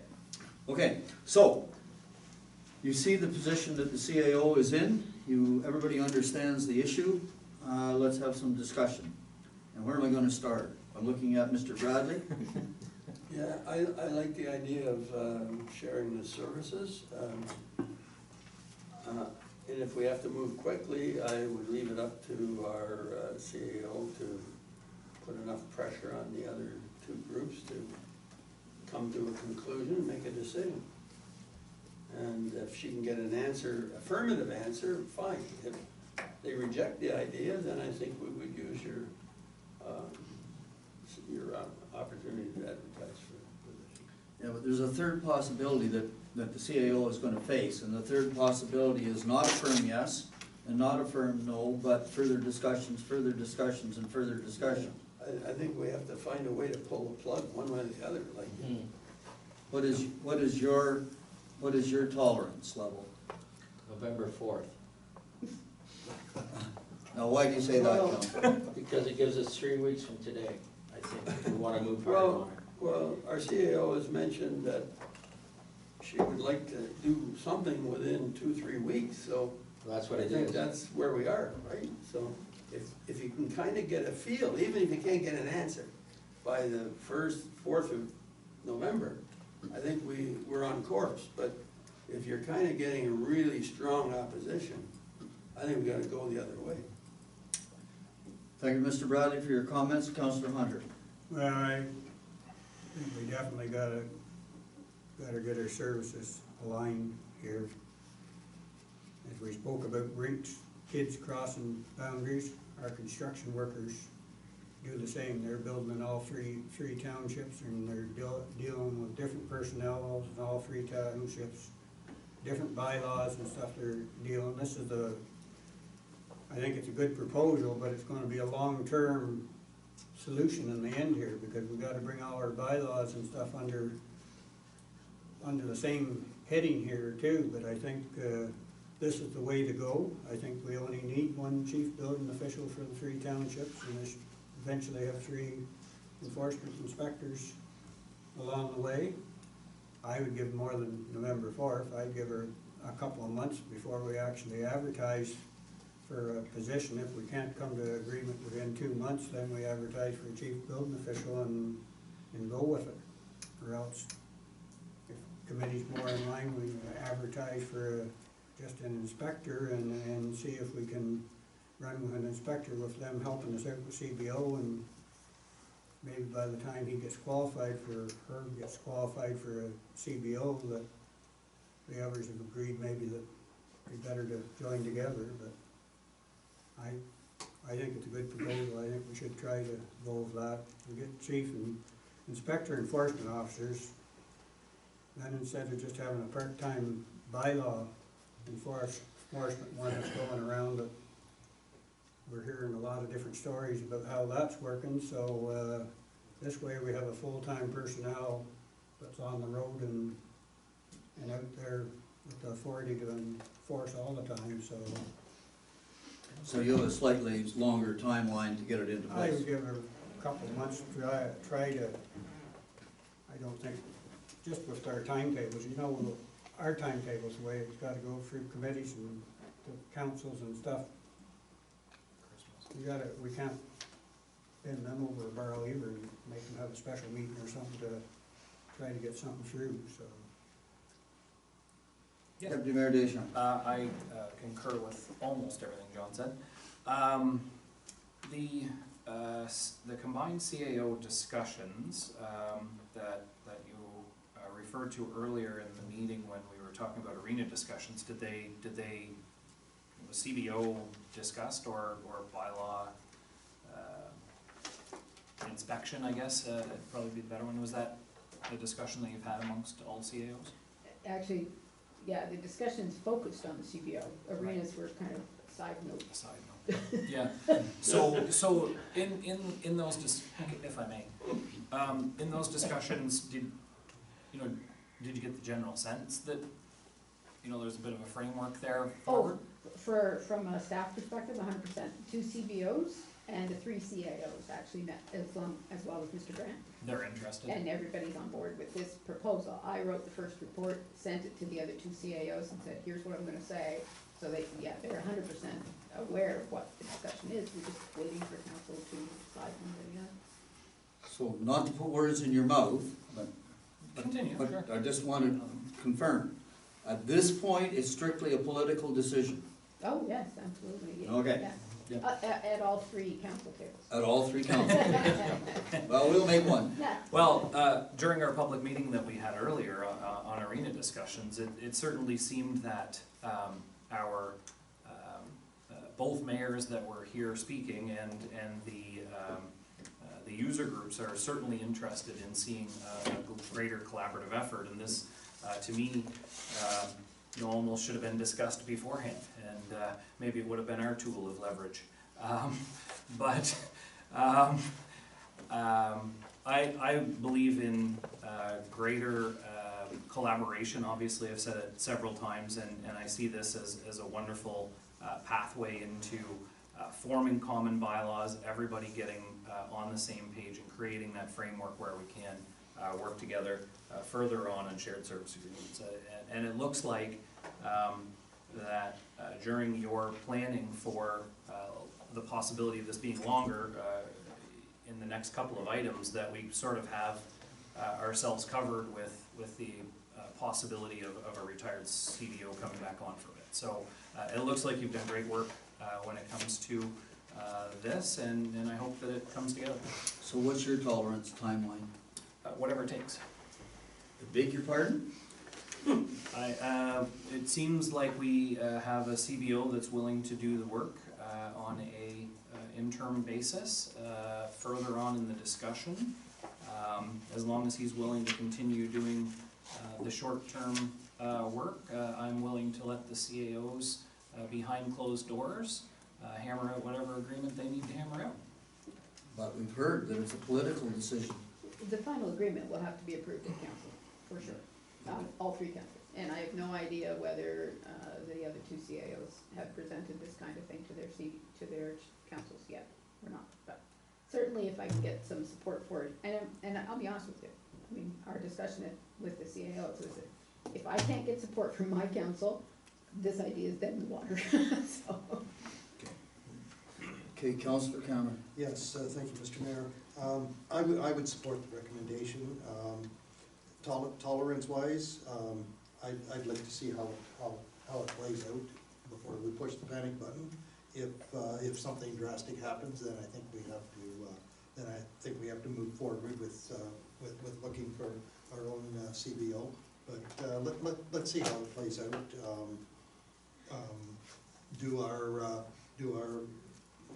Do our starts and permit applications, do they drop off through the winter, or?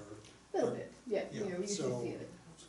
So we might have a little breathing room there, so I would say whatever this works out to, play by ear. That's all. Councillor Dillawa. No, I agree with the recommendation. November 4th, though. Okay, so the chair, I hear all the speakers speaking the same language. The chair is looking for a mover and a seconder to bring this recommendation forward. So I will take Deputy Mayor Deschamps as the mover and Councillor Hunter as the seconder. And I'm gonna call the question on the recommendation. Those in favor, please signify. Motion is carried. And although motion is carried, I'm gonna speak just last. I don't have a tolerance for much more than about a month, because it's political. I would hope to have something back to you by next week in finance. Yes, I think so. Thank you. It's either up or down, really. Right. The concept is relatively simple. Okay, so I'm going on to item 7G, which, as the CIO has already indicated, is sort of related here.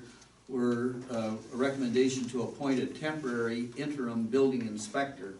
So the briefing note is in front of you, and there's a recommendation that council adopt a bylaw to appoint Mr. Dwayne Crawford as the municipality's interim chief building official. And just for the sake of informing the gallery here this evening, back in January, I believe, when we appointed our former CAO, we also appointed chief building official from, I believe it was the township of Augusta, is that right? And the township of Elizabeth Kitley. We appointed those two individuals as chief building officials in this township as well, just in anticipation of such an emergency, because we've always sort of tried to work with a backup.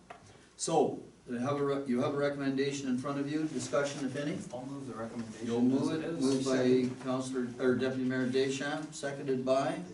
I'm gonna take Councillor Dillabaugh. Any further discussion? Is the spelling of Dwayne's name correct? It is. It is. I thought it had a Y, so, sorry, I had to ask. Sorry. Okay, I'm gonna call the question on the recommendation. Those in favor? Motion is carried. So again, that bylaw can't come forward until the last meeting of the month, which will be, I think it's October 23rd or 4th. 28th. 28th. Yeah, and if I may, through the chair, Mr. Crawford, on the assumption that this was gonna fly, we'll be in the office at 8:30 tomorrow morning, and we'll at least be able to do permit reviews. I'm glad you're one step ahead of the politicians. So we know where to find you. Now, of course, and I should have mentioned this when we were dealing with the previous recommendation, because the previous recommendation where the CAO asked for direction from this body to proceed, I mean, this is a committee, and the CAO is relying on the committee voting the same way at the council meeting at the end of the month, and the CAO is going to proceed with that level of comfort, if I can put it that way, in the interim period. All right, I'm on to then 7H, which is the additional appointed alternative building inspector. And again, you have a briefing note and a recommendation in front of you that our bylaw 2018-28 be amended with the addition of Mr. Sean Merriman Prescott as an appointed inspector for the township. You're not asking to appoint him as an alternate CBO? The way it's worded in the bylaw makes him inspectors as opposed to chief building officials. That's where the agreement is going to have to be massaged a little bit to make sure that the one CBO is appointed for all three municipalities. So the 2018 bylaw appoints both Ms. Levine and Mr. Sissons as inspectors, not as CBO. Oh, I see, okay. All right, further discussion on the briefing note and the recommendation? Chair's looking for a mover and a seconder. I have Councillor Cameron moving and Councillor Dillabaugh seconding. Calling the question on the recommendation. Those in favor, please signify. Motion is carried. And moving then to item number 7I, the expense reimbursement policy update, second draft. And we have the second draft of the policy in front of us, along with the briefing note and the recommendation. Chair is open for discussion.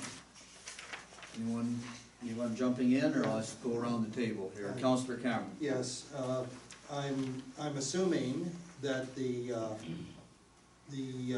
script in blue is the changes. Am I correct? Thank you. That's all I had. Further discussion?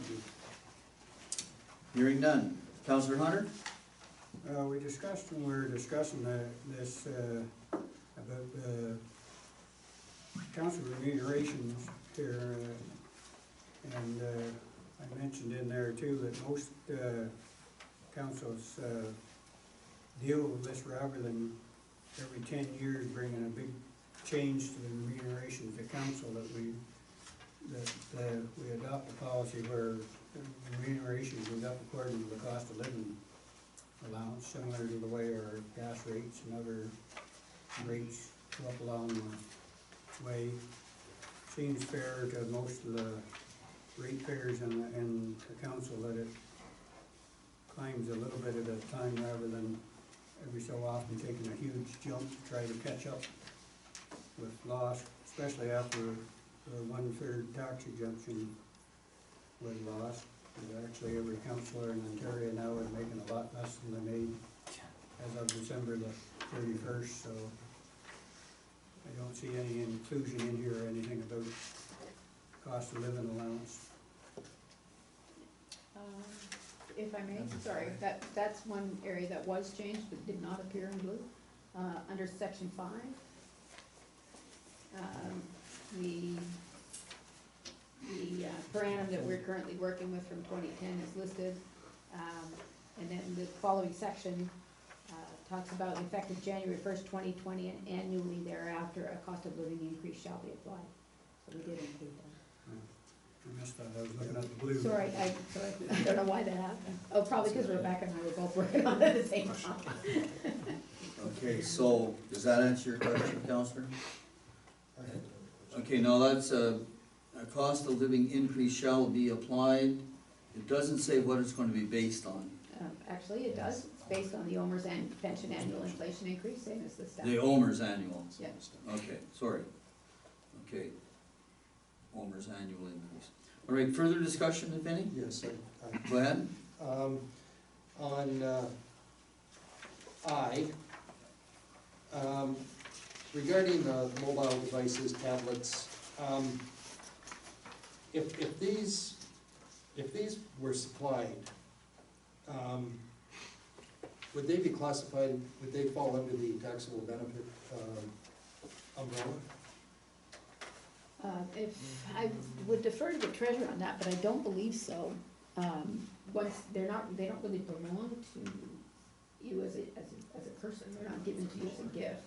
They're township property until such time as you, stop being on council, and then you're permitted to buy them for a nominal fee. I don't believe the, taxable benefit would apply.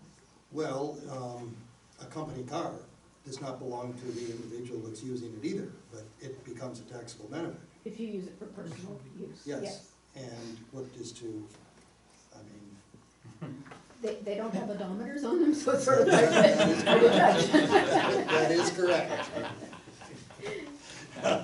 Okay, I'll leave that, just the way it says. Thank you very much. You'll consult CRA. Yes. Deputy Mayor. Yeah, so, the way that that's written, so if a person was returning to council in the next term, they wouldn't qualify for a new device. They'd be expected to continue using a 4-year-old tablet. That was not my intention, through the chair, if I can. When we drafted that clause, no, the intent was that the tablet would be provided once per term of council to each member. Okay, it was the for members not returning portion. And if I may have a follow-up? Go ahead. It was my understanding when we talked about the use of devices and tablets, it was to reduce, it was in the general nature to save us some time, to reduce our paper load, to move us forward to a digital use. So I notice that there's an addition of letter M that says that members of council who do not wish to use a mobile device or tablet may now expense office supplies to the maximum equivalent expenditure or return receipts must be provided. Seems sort of counterproductive to letter I. It's actually encouraging members that don't want to move towards digital use to buy more and use more office supplies. So a little problem with letter M, but Look at the table, Deputy Mayor. If I may, through the chair, I'm holding my tongue I here. can see that, that's why I thought maybe I should speak. Yeah, I think that's a good idea. I understand what you're saying, we'd like everyone to be on mobile, but look at my desk here too, however, the equivalent is $250 a year for printer, ink, or paper, it's not, Not a lot of money. not a lot of money. And by the way, I fully concur with clause M. Being an old timer here. you don't have to hold it. Well, I'll just point out, and I know that nobody's keeping track here, but I'll just point out that it's members with the paper that are asking the questions. Councillor Hunter. Just one comment as far as taxation. I was advised to hold my goes tongue. on these tablets. I just had a note from my chartered accountant day before yesterday that Internal Revenue has started cracking down on businesses for computers and phones being given to things that they have to start declaring them, and they've been writing them off as a business expense and collecting their HSTs back, and they're not gonna be allowed to do that anymore, and the employees are gonna be checked now. How long and hard they're gonna start looking, I imagine there'll be big corporations that are talking tens of thousands of tax returns that they're collecting rather than the small, but municipalities might be grouped into that big group. Well, Yes, and that's one of the drivers for the cell phone policy, if I may, Councillor Hunter.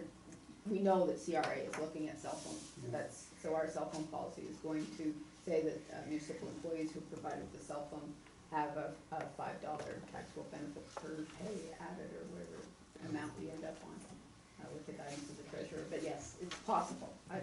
which gets me to the point that at some point, it sounds like CRA is going to declare it a taxable benefit. They could. Yeah. Well, I mean, any further questions with regard to this draft? Because we do have a recommendation here, the committee recommends to council that a new expense reimbursement policy be adopted by bylaw. The draft bylaw is in front of you. If there are no further questions with regard to the briefing note or the draft bylaw, I'm going to call for a mover and a seconder of the recommendation. I have Councillor Hunter moving. Does Councillor Hunter have a seconder? And Councillor Cameron seconding. No further discussion, about to call the question. Those in favor? Motion is carried, so I'm assuming that bylaw will come forward at the end of the month then. Thank you very much. Moving on then to item number 7J, collection of garbage and waste bylaw, an update. And so we have another briefing note in front of us, and with the briefing note, a draft bylaw which actually would replace an existing bylaw, is that correct? And the briefing note and the draft bylaw again comes with a recommendation. So, floor is open for discussion, chair is looking for speakers. Councillor Hunter. Well, this is the first time I've read through this bylaw. It appears that all the stuff that's listed in here that shouldn't be put out in your garbage bags, I think we'd only have one garbage bag a month going out from any place here, because I'm sure most of the stuff that's listed in here, I'm sure they pick up a lot of it. In other words, that's the list of things that are not to be put out? Yeah, that aren't supposed to be put into it. Non-collectible waste, Schedule D. Yeah. Poisons, including rat and mouse poisons, mothballs, insect and weed killers. That hasn't changed. Being That's the one. same list as we had in 2015. It is the same list? Yes. So there's no change to the list. So, do you want to highlight what changes we see here? Actually, I'll ask the deputy clerk to do that. This is largely her handiwork. Sure. Through the chair, there was a considerable amount of wording changes, phrases changes, new set fines, so it was a mess to show you a track changes by the time last week went through with the Ministry of Attorney General to work through what changes need to be made in order for set fines to be implemented later on. So 1.6 enforcement officer, we didn't have that defined. That is obviously defined now, otherwise POA would not be able to issue set fines. Right? Moving forward to section 2 for collection of garbage and other waste materials. Let's see, 2.7 was changed to set out a 5 a.m.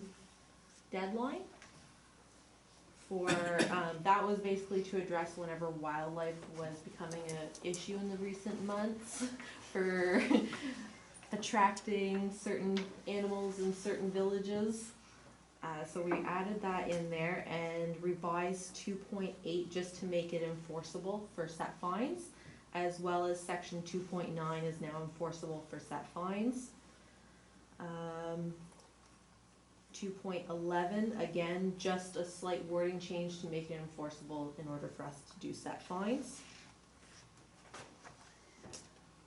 And section 6 had pretty much a full redraft in order for us to be able to issue again set fines and make it enforceable under the Provincial Offences Act, for us to set for our bylaw enforcement officer notice of violation and orders to comply. And the set fine schedule comes with it? It is, And we at have the some, very last schedule. we have some ability to effect enforcement prior to the approval of the set fine schedule. Through the chair, we are able to now issue notices of violation and order to comply. We can't issue the set fines until they're approved through the Attorney General's office, as well as through the judge. Okay. And that usually takes between 3 to 5 months, depending on their schedule. After adoption of the bylaw. Correct. Okay, further discussion, further questions? And I think most members of the committee will recognize that a lot of the impetus for the rewriting of this bylaw resulted from the fact that there were so many folks putting their garbage out the night before and then attracting vermin of all kinds, which scattered it far and wide over the streetscape, that we felt we had to do something to get it under control. So, further discussion, if any? Hearing no further discussion, the chair is looking for a mover and a seconder to execute on the recommendation. I show Councillor Dillabaugh as moving. Seconder, show Councillor Cameron as the seconder. Further discussion, if any? Those in favor? Motion is carried. So is the bylaw then ready for the end of the month? Very good. So moving on, I'm at item number 8 on the agenda, which is council inquiries, notices of motion. Does anyone have any notices of motion to bring forward or any inquiries to make at this point in time? Councillor, or Deputy Mayor Deschamps?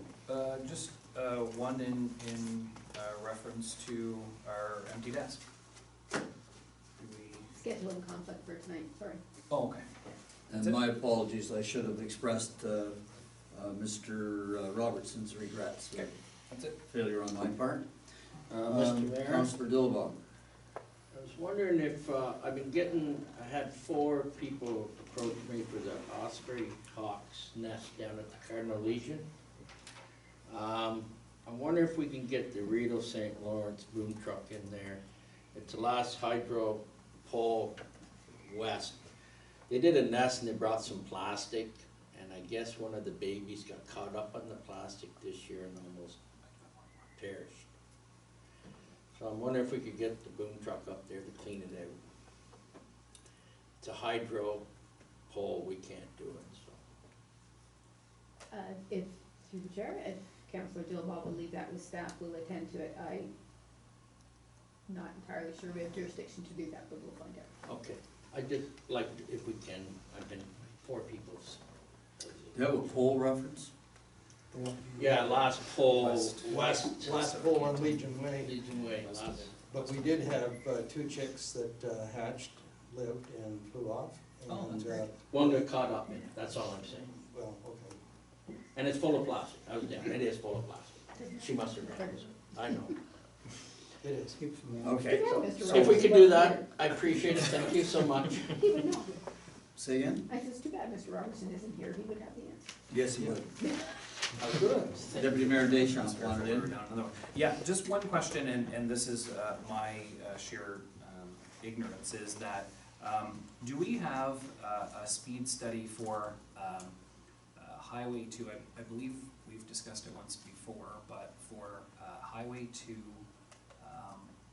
east, going out of the township, I've had 3 or 4 inquiries from residents there directly to the door at home regarding the 60 km/h and 80 km/h zone. And they wanted to know whether they should come and do a delegation to council, or if we had information or a discussion on that. And I said I would get back to them, so. I'm not sure, that's sort of a two-part question. Sure. I'm not sure what our speed counters have done in that area, but I'm. We did one from Argent Chris. Yes, and I remember doing some work on County Road. Westbound, though, right? We also did some at New Wexford, but in any case, if the request is to reduce the speed, is that the speed limit?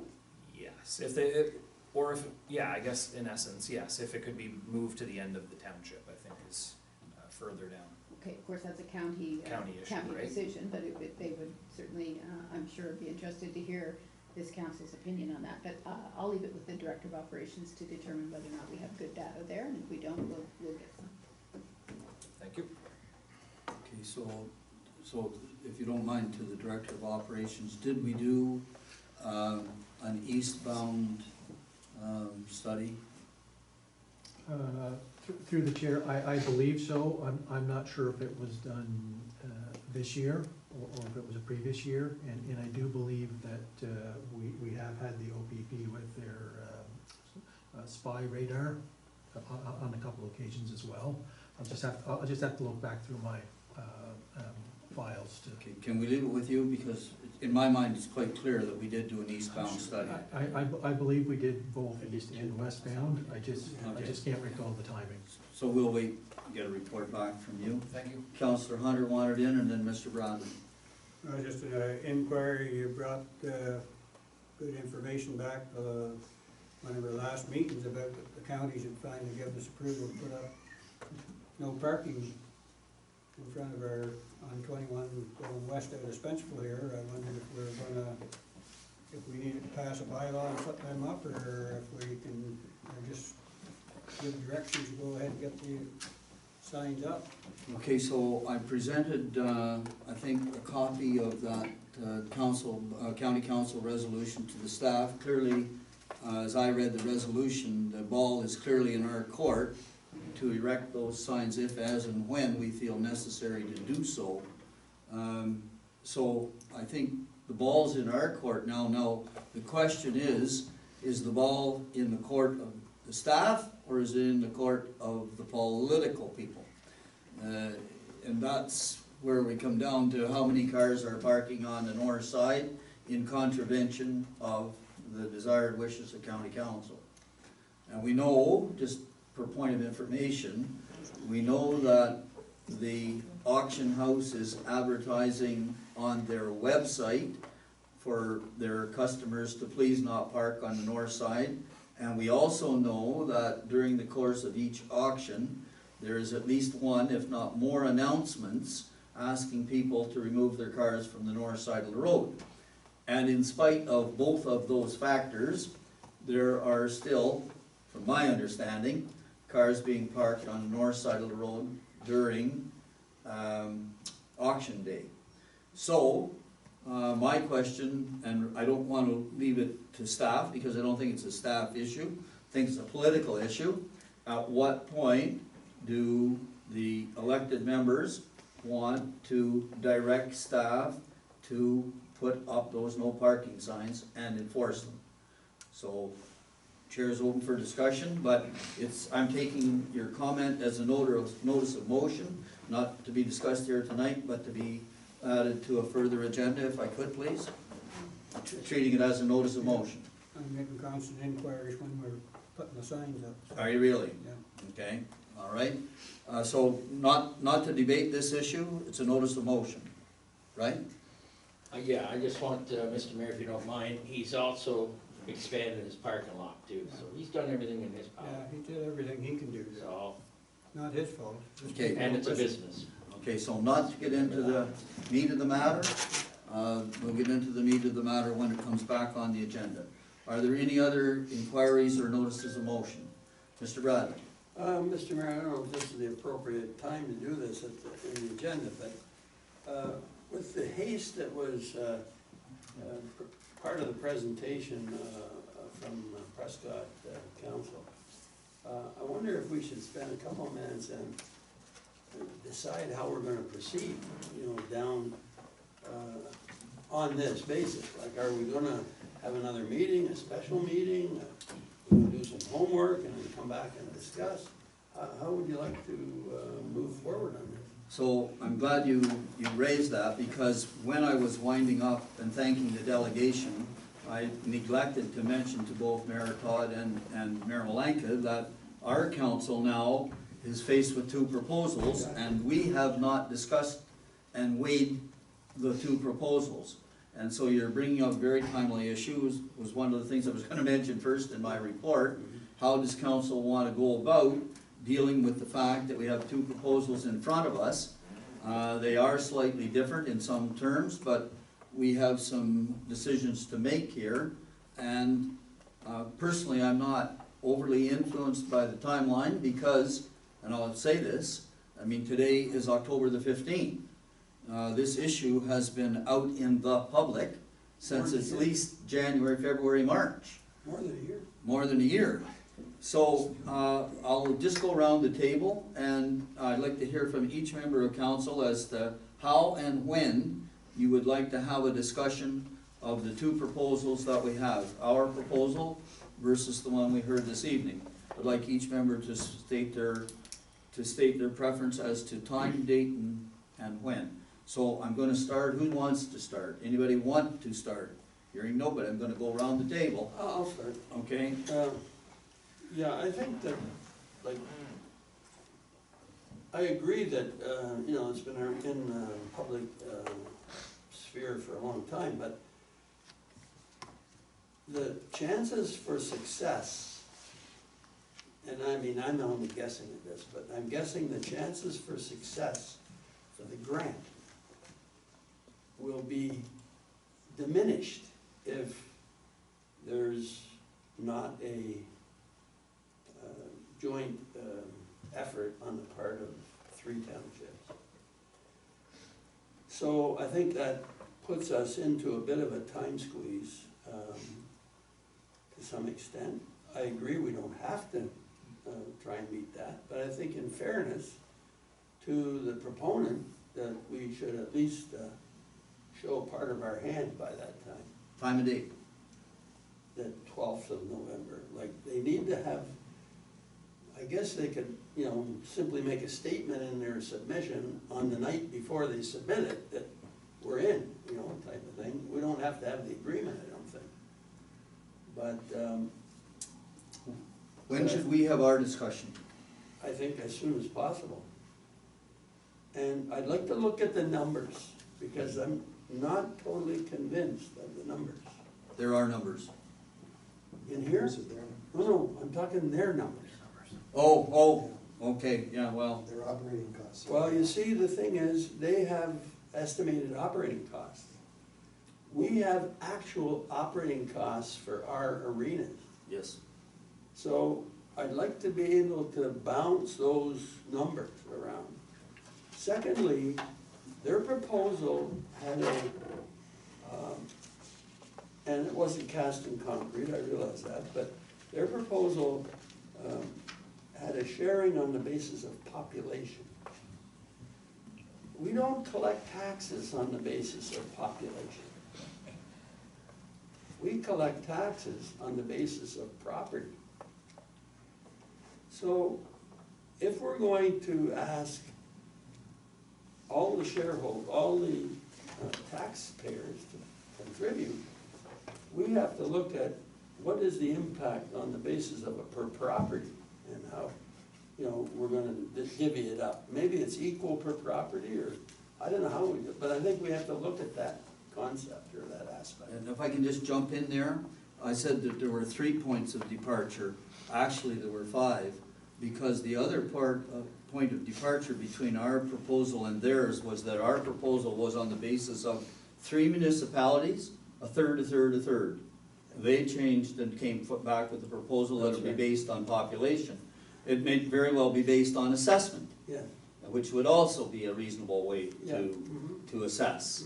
So there are a number of issues to be discussed. What I'm looking for is, what is your suggestion as to a time and date where we should meet to review and weigh the 2 proposals? Well, I think that, we may not be able to do it all in one session, so I would suggest we meet before the end of the month. Okay, I'm just gonna go along and see how much urgency there is here. Councillor Hunter. I don't see there's that big of a urgency here. We put a proposal through for them before, and there was never any urgent about coming to meet with us. So now when all of a sudden they want to build an arena, now there's a big urgency to have us come on board. So I think we need to share costs, but I don't agree with their numbers. I don't agree with the ice hour numbers that they say is available to be purchased. I don't agree that there's been a whole lot of a lost recreation taking place. We're involved in it all the time, and there's going to be a reduction in hours, which wasn't stated here as ODMHA is regulating that all the lower level teams practice on split ice time. Regulating? That's being or recommended? They're being told. It's not going to be a question of the association saying that we're going to have full ice. They're being told. They're splitting the ice. That's just kids though. Yeah, but That's just kids, John. That's the Till they biggest, get older. that's the biggest numbers of South Grenville's No, it isn't. hockey. Yes, it is. Okay, we're not getting into the debate right now. I just want to assess the urgency for a meeting. I'll go to Councillor Deschamps, or Deputy Mayor Deschamps. Thank you. Urgency, 11th hour, we've been talking about this with them. I don't remember the exact day that we had the pitch at United County's office, myself, yourself, Mr. Beattie and Judy Bree. It goes back a long time. At that point, we asked for input. We were told we couldn't have any, it was too far along the road. Reading this week in the newspaper, they're considering putting a curling arena attached to it now, but they didn't want to put their proposal in jeopardy. So they're willing to entertain the idea of a curling arena, but they don't want to put their application in jeopardy. 11th hour discussion tonight, trying to work out an arrangement. I still see it as 2 completely different discussions. The cost sharing, if it is the right thing to do for shared services, that agreement can be in place anytime. It shouldn't be being used, in my opinion, as leverage against this proposal. The proposal is, do we support Prescott's proposal to replace the Leo with a new Leo? And that's basically, in my opinion, what they're asking us for. The urgency obviously is on their part. Having said that, I'm going to argue against myself for 1 second and say that. That's going to be interesting. And say that I do believe in a regional concept. I'm not convinced on the user data that we've been shown that there is a need.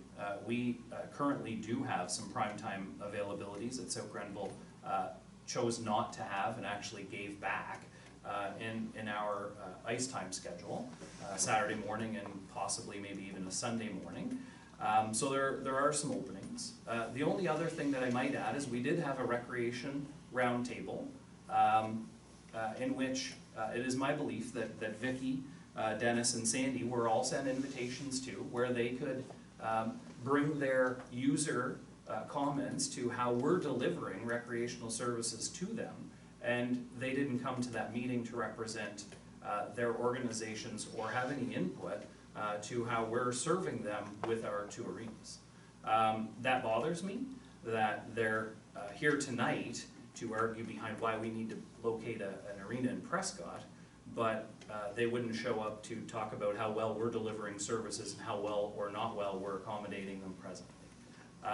So my urgency is what is the will of this committee. I will comply, but I don't actually see a huge amount of urgency for us as a council.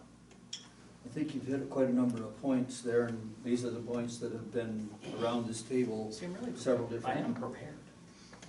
I didn't say you weren't. Councillor Cameron. Well,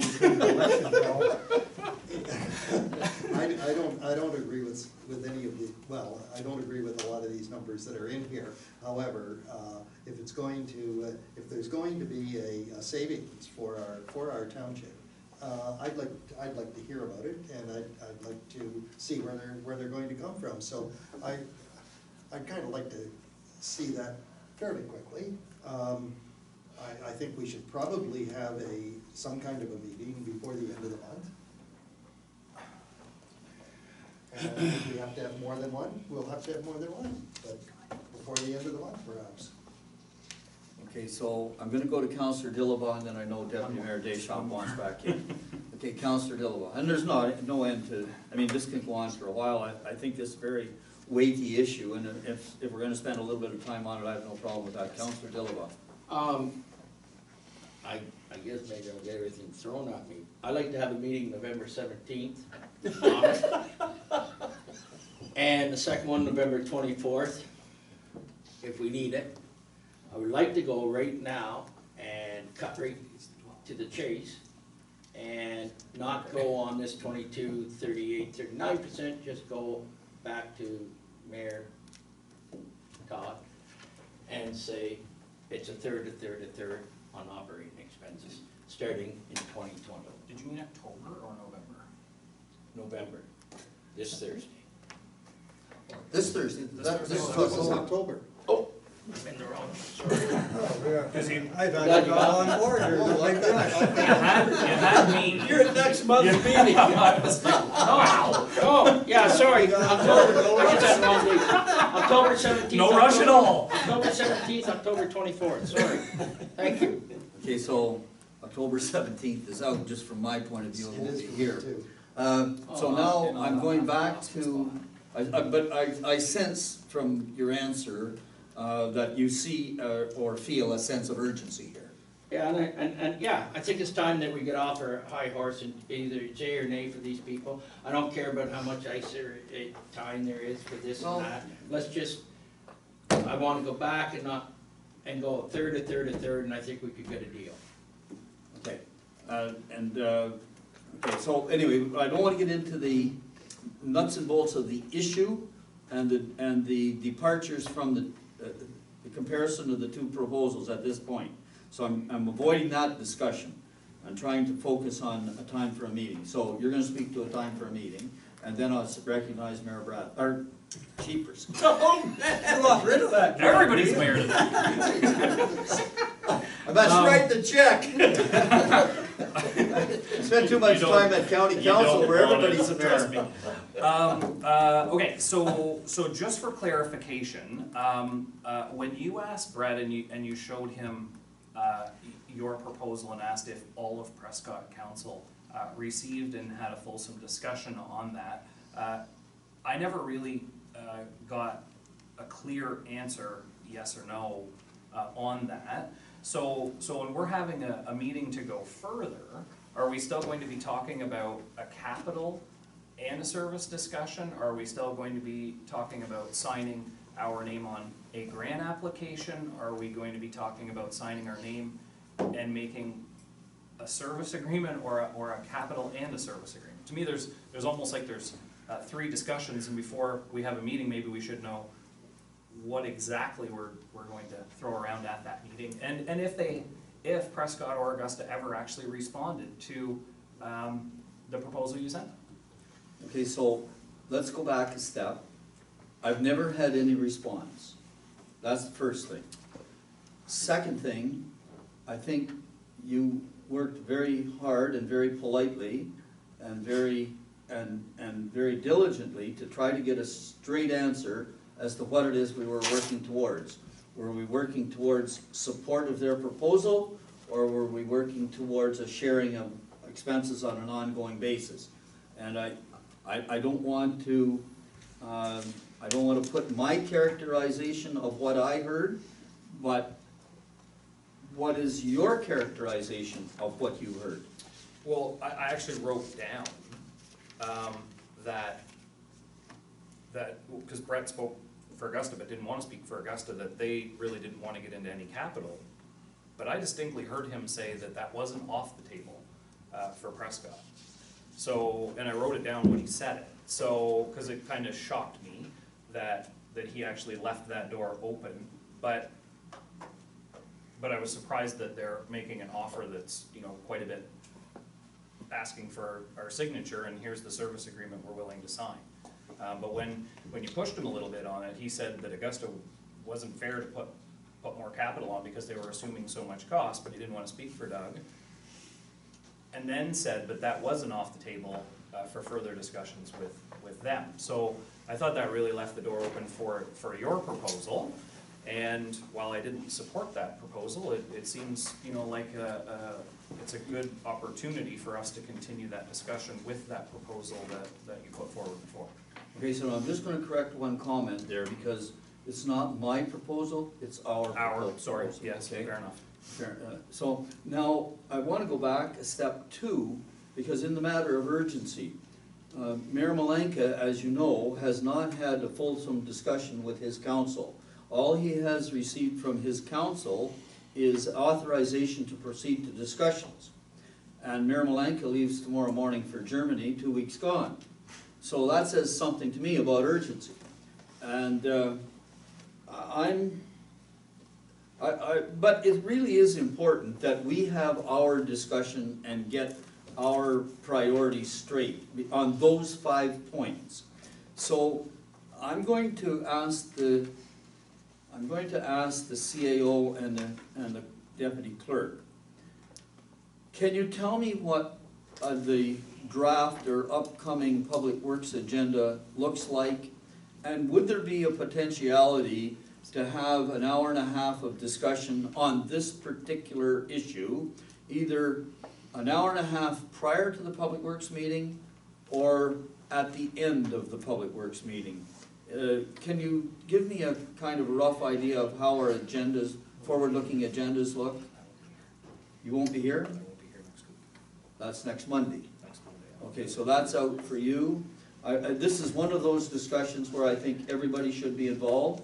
I think we all agree with that. This Thursday, next Monday, I can't do after that. Oh, right, okay, my apologies. Okay, and so now we're somewhat after October 21. And if I'm looking at my calendar after October 21 and getting into the Tuesday, I know my calendar is filling up very, very quickly. So basically the 23rd is a write-off, the 24th is basically a write-off except for the evening of the 24th. And it's a Thursday evening, and I'm just wondering how that Thursday evening would look. And dare I mention a special meeting? I had that down. Beg pardon? I had that. Did you really? We're thinking alike for once? And I'm away. And you're away on the 24th? Yeah. All right, so now I'm up at the 28th, which is the date of the next council meeting. Yes. If I may, is there any chance that we could the port meeting or post the port meeting? We'll all be present as That's the council. 23rd? That's the Anyway, 23rd. if that bumps us a little bit earlier, I mean, if that's a potential. So 4:30 start? We got a planning meeting though that day too, before the meeting of the port. Do we? Yes, because we wanted to do a planning application in a According hurry. to here. Mr. Mayor. Sorry? We wanted to Is it speed up long? one of the planning applications, so we had having the public meeting on the 23rd ahead of our. At 6 o'clock? That's- Yes. Okay, I just forgot to put it in here.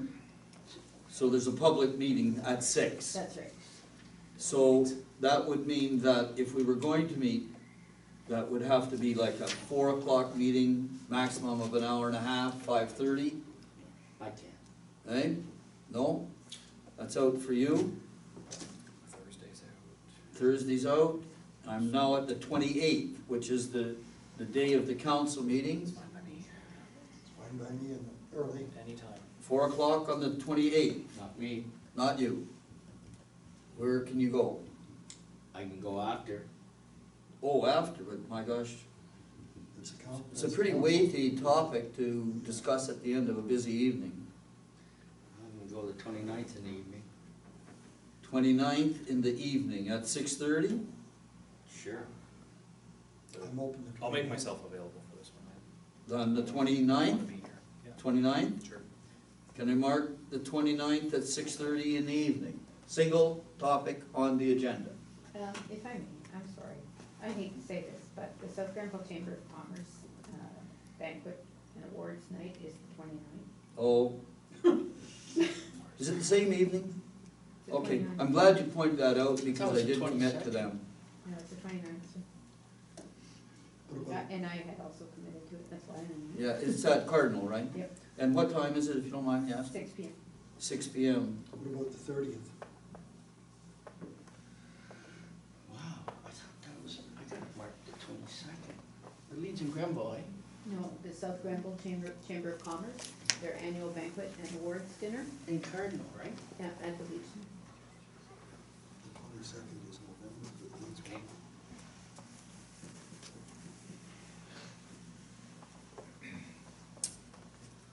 I'm at the 30th, folks. I'm good the 30th. It's a Wednesday night. I'll make it work if it works for everybody else. 6:30? Can we please put that down on our agendas, 6:30 on the 30th? Can I punch this one in this time? I've erased it before. Special council, arenas. Arena sharing costs. Single item on the agenda. We'll see where everybody stands. 4 points of departure. I think we'll concentrate the discussion on the 4 points of departure, 5 points of departure. And we'll see where it goes from there. Now, here's my question. To the CAO, is there any possibility, and I don't say this lightly, is there any possibility that the CAOs are discussing this or will have an opportunity to discuss this to try to get some feeling of where the other councils are? Or is it just too political? Well, we actually have, CAOs already have a meeting scheduled to discuss other matters, and I'm sure this will come up. The problem is that I don't feel comfortable giving anything, if I may put it that way. I have council's proposal. I have no authorization to suggest we will deviate from that at all without. No, and there's no direction from the table, that's clear. There is no direction from the table, we all understand that? Yeah. We all understand that there's 5 basic points of departure here. Not only that, but I won't be the CAO by the 30th. Have fun, Mr. Grant. Welcome to the service. Talk about the classic whip out. Everything was going good until they changed the CAO. There's a new sheriff in town. Well, Oh, his fault. okay, so, Mr. Mayor, the only reason I brought up the urgency aspect was because of the words in the presentation and by Mayor Todd. I don't feel we have to have that kind of urgency, but if we don't respond and they lose this application, we're gonna get blamed, as well as Augusta, for basically not enhancing their position. You know, they're gonna, that'll get into the public. The public, as they say. and Mr. Bradley, I understand exactly what you're saying, except for the fact that we have had this topic on the agenda since March. I know. We have had it on the agenda, we've had it up for discussion, We've had several positions that we floated back and forth. This tonight was the very first time. We were rebuffed on the first go-around. Do you remember that? Yes. Exactly. Exactly. Okay, so we have a date, it's the 30th, and I think in the meantime, Mr. Mayor Malanka will be away until about the 29th, just barely back. So I think our discussions will actually be in advance of Augusta's discussions. So I think from a collaborative point of view, we're all on roughly the same timetable. Okay, so I'm about to move on then, and thank you very much for bringing that up. I'm about to move on to item 9 on the agenda, which is the mayor's report. And I'll have to be quick, but I do have a lot of items that I want to put on the public record. And I did give a copy of my draft report to the deputy clerk so that she can follow along. So let me just begin by saying that Cardinal Truck Stop, formerly the 730 Truck Stop, has applied for a building permit, and we just have 1 or 2 small wrinkles to work out with them. I've talked to Major Dillon today. I'll be talking to him again tomorrow. Actually, Jonas, at this point in time, the ball is in his court, and I think the staff has gotten that message to him. I have to reinforce that message now that the ball is in his court. He has to make something happen before the building permit can be issued. But I'll say to you that all of the technicalities for the issuing of the building permit have been vetted. Next item, Councillor Cameron and I did attend the 100th anniversary or 100th birthday party of Drummond Gas in Ottawa on October the 3rd. We did make a presentation, very well received, and Mayor Jim Watson of Ottawa was there and made a presentation, but our presentation and our little plaque that we presented was much more classy. Item number 3, I just want to mention a little bit about Mapleview Lodge, because this is the new 192-bed long-term care facility that we're about to approve. I think most of you saw the article which will appear in the paper tomorrow. So, on Monday last, we spent almost the full day interviewing project managers. Three interviews, very intense, very long, great credentials from all of the project managers. And then on Thursday and Friday, we toured 2 of the most modern, up-to-date, long-term care continuums in the province at this point in time. To just make sure that everybody understands it and make sure that I don't lose it, because Councillor Dillebrow brought it up at the CDC meeting. I will be making contact with Clayton Jones this week about a visit from members of the CDC. Been busy right up until today, actually. On Wednesday, October the 23rd, I'm going to be meeting with John Witherspoon of HFI Pyrotechnics. Anybody wants to join me, I think we know that we can have 2 of us there.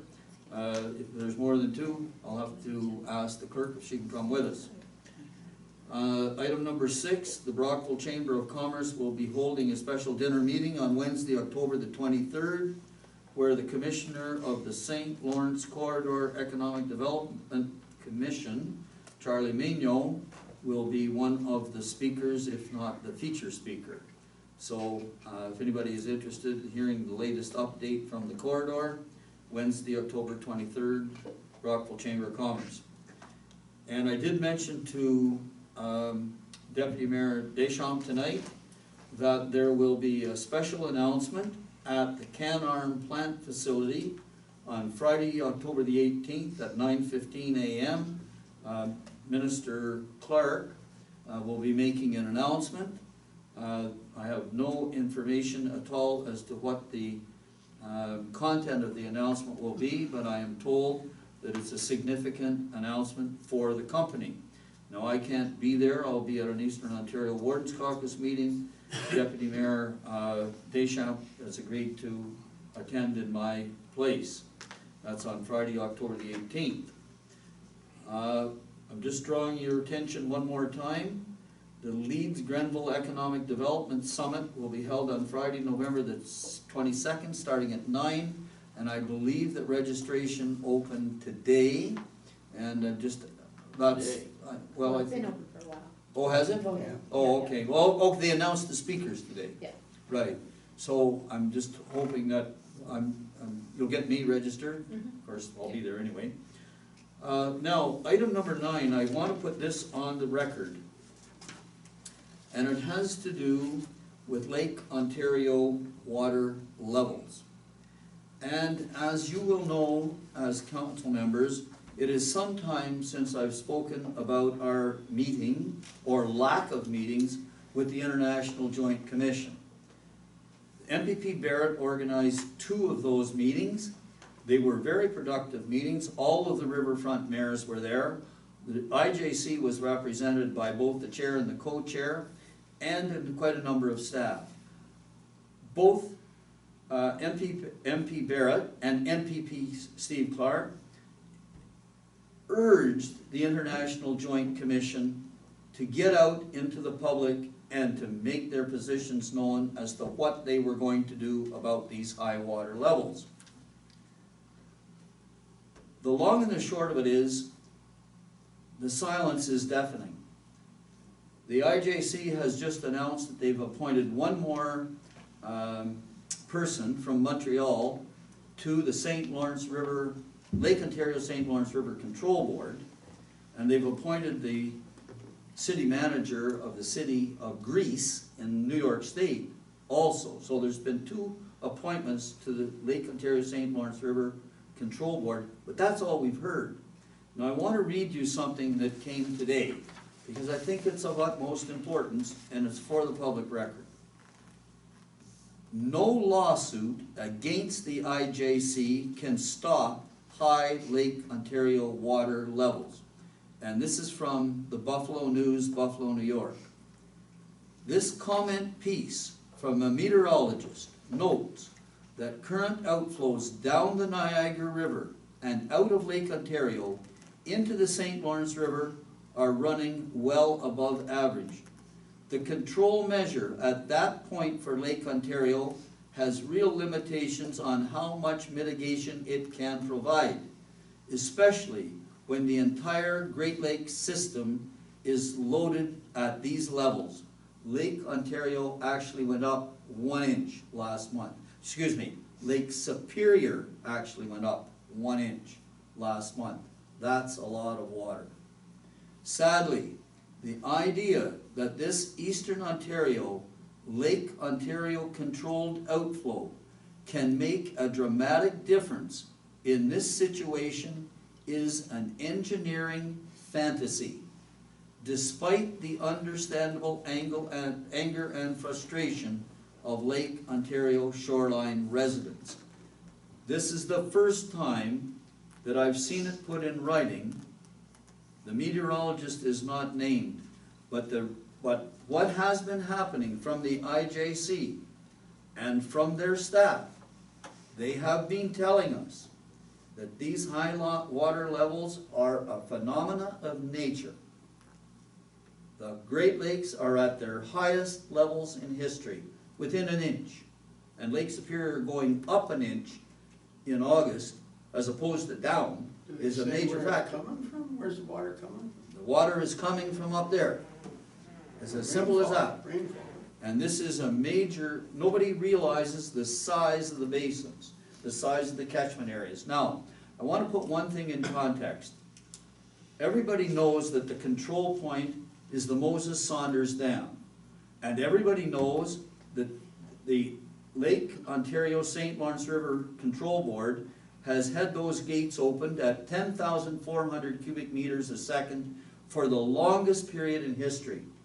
They are draining water out of Lake St. Lawrence. That's the lake between the Moses Saunders Dam and Iroquois. They have been draining water out of Lake St. Lawrence faster than it can fill up. Those people that have boathouses west of the Saunders Dam have had their boats out of the water since July because there is not enough water in that Lake Ontario, Lake St. Lawrence Basin. So the IJC deliberately slowed down the outflow through Moses Saunders Dam for a period of time to allow water levels in Lake St. Lawrence to build up so that those folks could get their boats out of the water, into their docks and out of the water. As soon as and it was over Thanksgiving weekend, and then the speed goes back up to 10,400 cubic meters a second, and that causes, when you've got a low point here and a high point on Lake Ontario, the velocity of the current is stronger, and that is reputed to be one of the causes for ship on the rocks near Cardinal. I'm just putting that on the record because nobody else is telling people to be prepared for next year.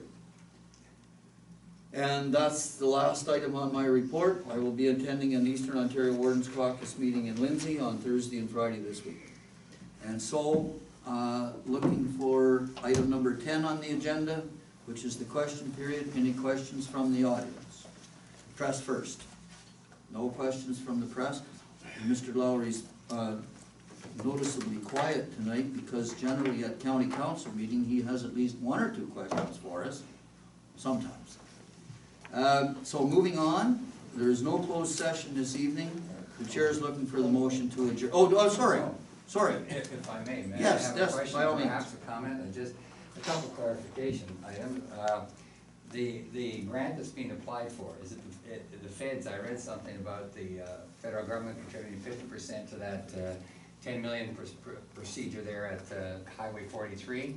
Is this still the same, this grant for the rinks, that we're gonna put in 50% and the province 30, and then we, the other municipalities 20%, 50, 30, 20, is it broken down 40, like 30, that? 26. 40, 30, 26, okay, just. Different program. Okay. I enjoyed the conversation and listening to the discussion and the great minds that are thinking this thing through. I was. Now, I hope there's a question someplace. Yes, I was attracted by the comment that Mr. Cameron made about how many kids, you know, the decline in the number of kids. And that tipped my mind that more Canadians are 65 years and over than there are under 15. That happened on September 29th to 2/15. And I combine that with the excellent report that the mayor presented and put in the paper, where he outlined all the status of our township and the costs and the net costs and so forth. And I do have a question with that, just a quick question. In that write-up that you wrote in the paper, and you have, I think, with you, the number 10 or number 9 or 10, you were referring to a number of, I think it was 26% in the $3 million figure in that item you wrote.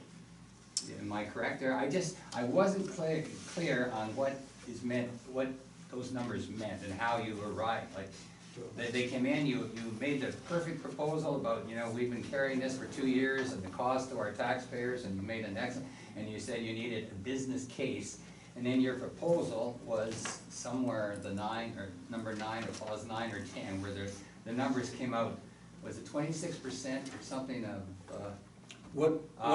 $3 million? I didn't know what that was. I know it wasn't discussed tonight, but I guess the rate was on the agenda, so you asked them if they had seen it. To a maximum of $3 million. So we're talking about putting in the $3 million or something? No, the discussion centered something like this, because in our original proposal, we were proposing that the three entities, Augusta, Edwardsburg, Cardinal, and Prescott, share both the operating and the capital costs. Okay, yeah. Okay, now, if that means that if they're sharing our capital costs for our capital costs for our arenas, we're obligated to share their capital costs up to a maximum of $3 million of capital. That's what we proposed. Oh, a maximum of 3, oh, okay, all Up right. to $1 million of $3 Okay. million of capital, but not Okay. beyond that. Now, as you can see, their proposal takes that whole idea of capital and sets it aside. May I comment and then lead to another question, or perhaps a suggestion? I'll comment. I think capital is a big part that we have to look at. It's easy, the operating costs are important, and they're the costs we see yearly. But we get in this pickle where there's not money put aside in reserves for capital costs down the road. And Mr. Malanka can talk all he wants, but if I recall, last year there was an asinine counselor that made a comment or brought a proposal to the table about that $15,000 that Augusta was paying per year in capital was peanuts. And it took this township about 5 or 6 years to even get that from them. And there was a proposal where it was presented that the township of Montague, with 3,000 people, based on their population, was contributing something like $54,000 a year of the 3,000 population to Smiths Falls for the operational cost. But I think in those operational costs, there was something like 10% of that total figure went in a capital account, or something like that. So it was a way around it, and I scooted out and talked to Mr. Beatty, who was on Brockville Council and fundraiser for and I said, I know that Elizabethtown Kitley pays a fee to Smiths Falls based on, so much population, and capital is included in that. I said, what did Brockville charge for capital with their section of Elizabethtown Kitley? And he said it was based on the kids. They charge so much per kids, which can be a real headache trying to collect $200 or $300 per family when they sign up for minor hockey. But anyway, that's that, and I guess we have to use that example of keep that in mind too, the Gananoque and Leeds and Thousand Islands. I think it was Mr. Batista who was upset that it was raised from 86,000 to 121,000. They kept it flat for so many years, and then about 10 years later, they raised it up to 100, and he kind of banged heads with the mayor at that time. And so, but capital is a big item. We just, operation's big, but you can't exclude capital, as I think Mr. Blank is saying he can't sell it to his people. They're not gonna pay for buildings in Prescott and that, but it's a big part down the road they have. Well, and I think that's where, that's a discussion for them, and we recognize it as a point of departure between the two proposals, there's no question. Right. I'm gonna have to move, do you have another question? And no, just I commend everybody and for your thoughtfulness and your level-headedness and the excellent business case you made, and I appreciate the clarification. I think he took the capital out so he can get a rapid answer. I think he wants this to move quickly. Well, and so he's taken the capital is a complex part. It is, very, very much. Okay, I'm about to move on. Thank you. Appreciate the questions, and by the way, the comment that was made by the previous counselor, I thought was very astute at the time, and distributed a great deal of, exhibited a great deal of patience. So, I'm moving on now then, we have no closed session, and so the chair is looking for the motion to adjourn. Do I have a mover, please? I have Councillor Cameron, doesn't require a seconder, but I'll take Councillor Dillabaugh. Non-debatable motion, those in favor? Motion is carried. And I'd like to thank you all for your attention and your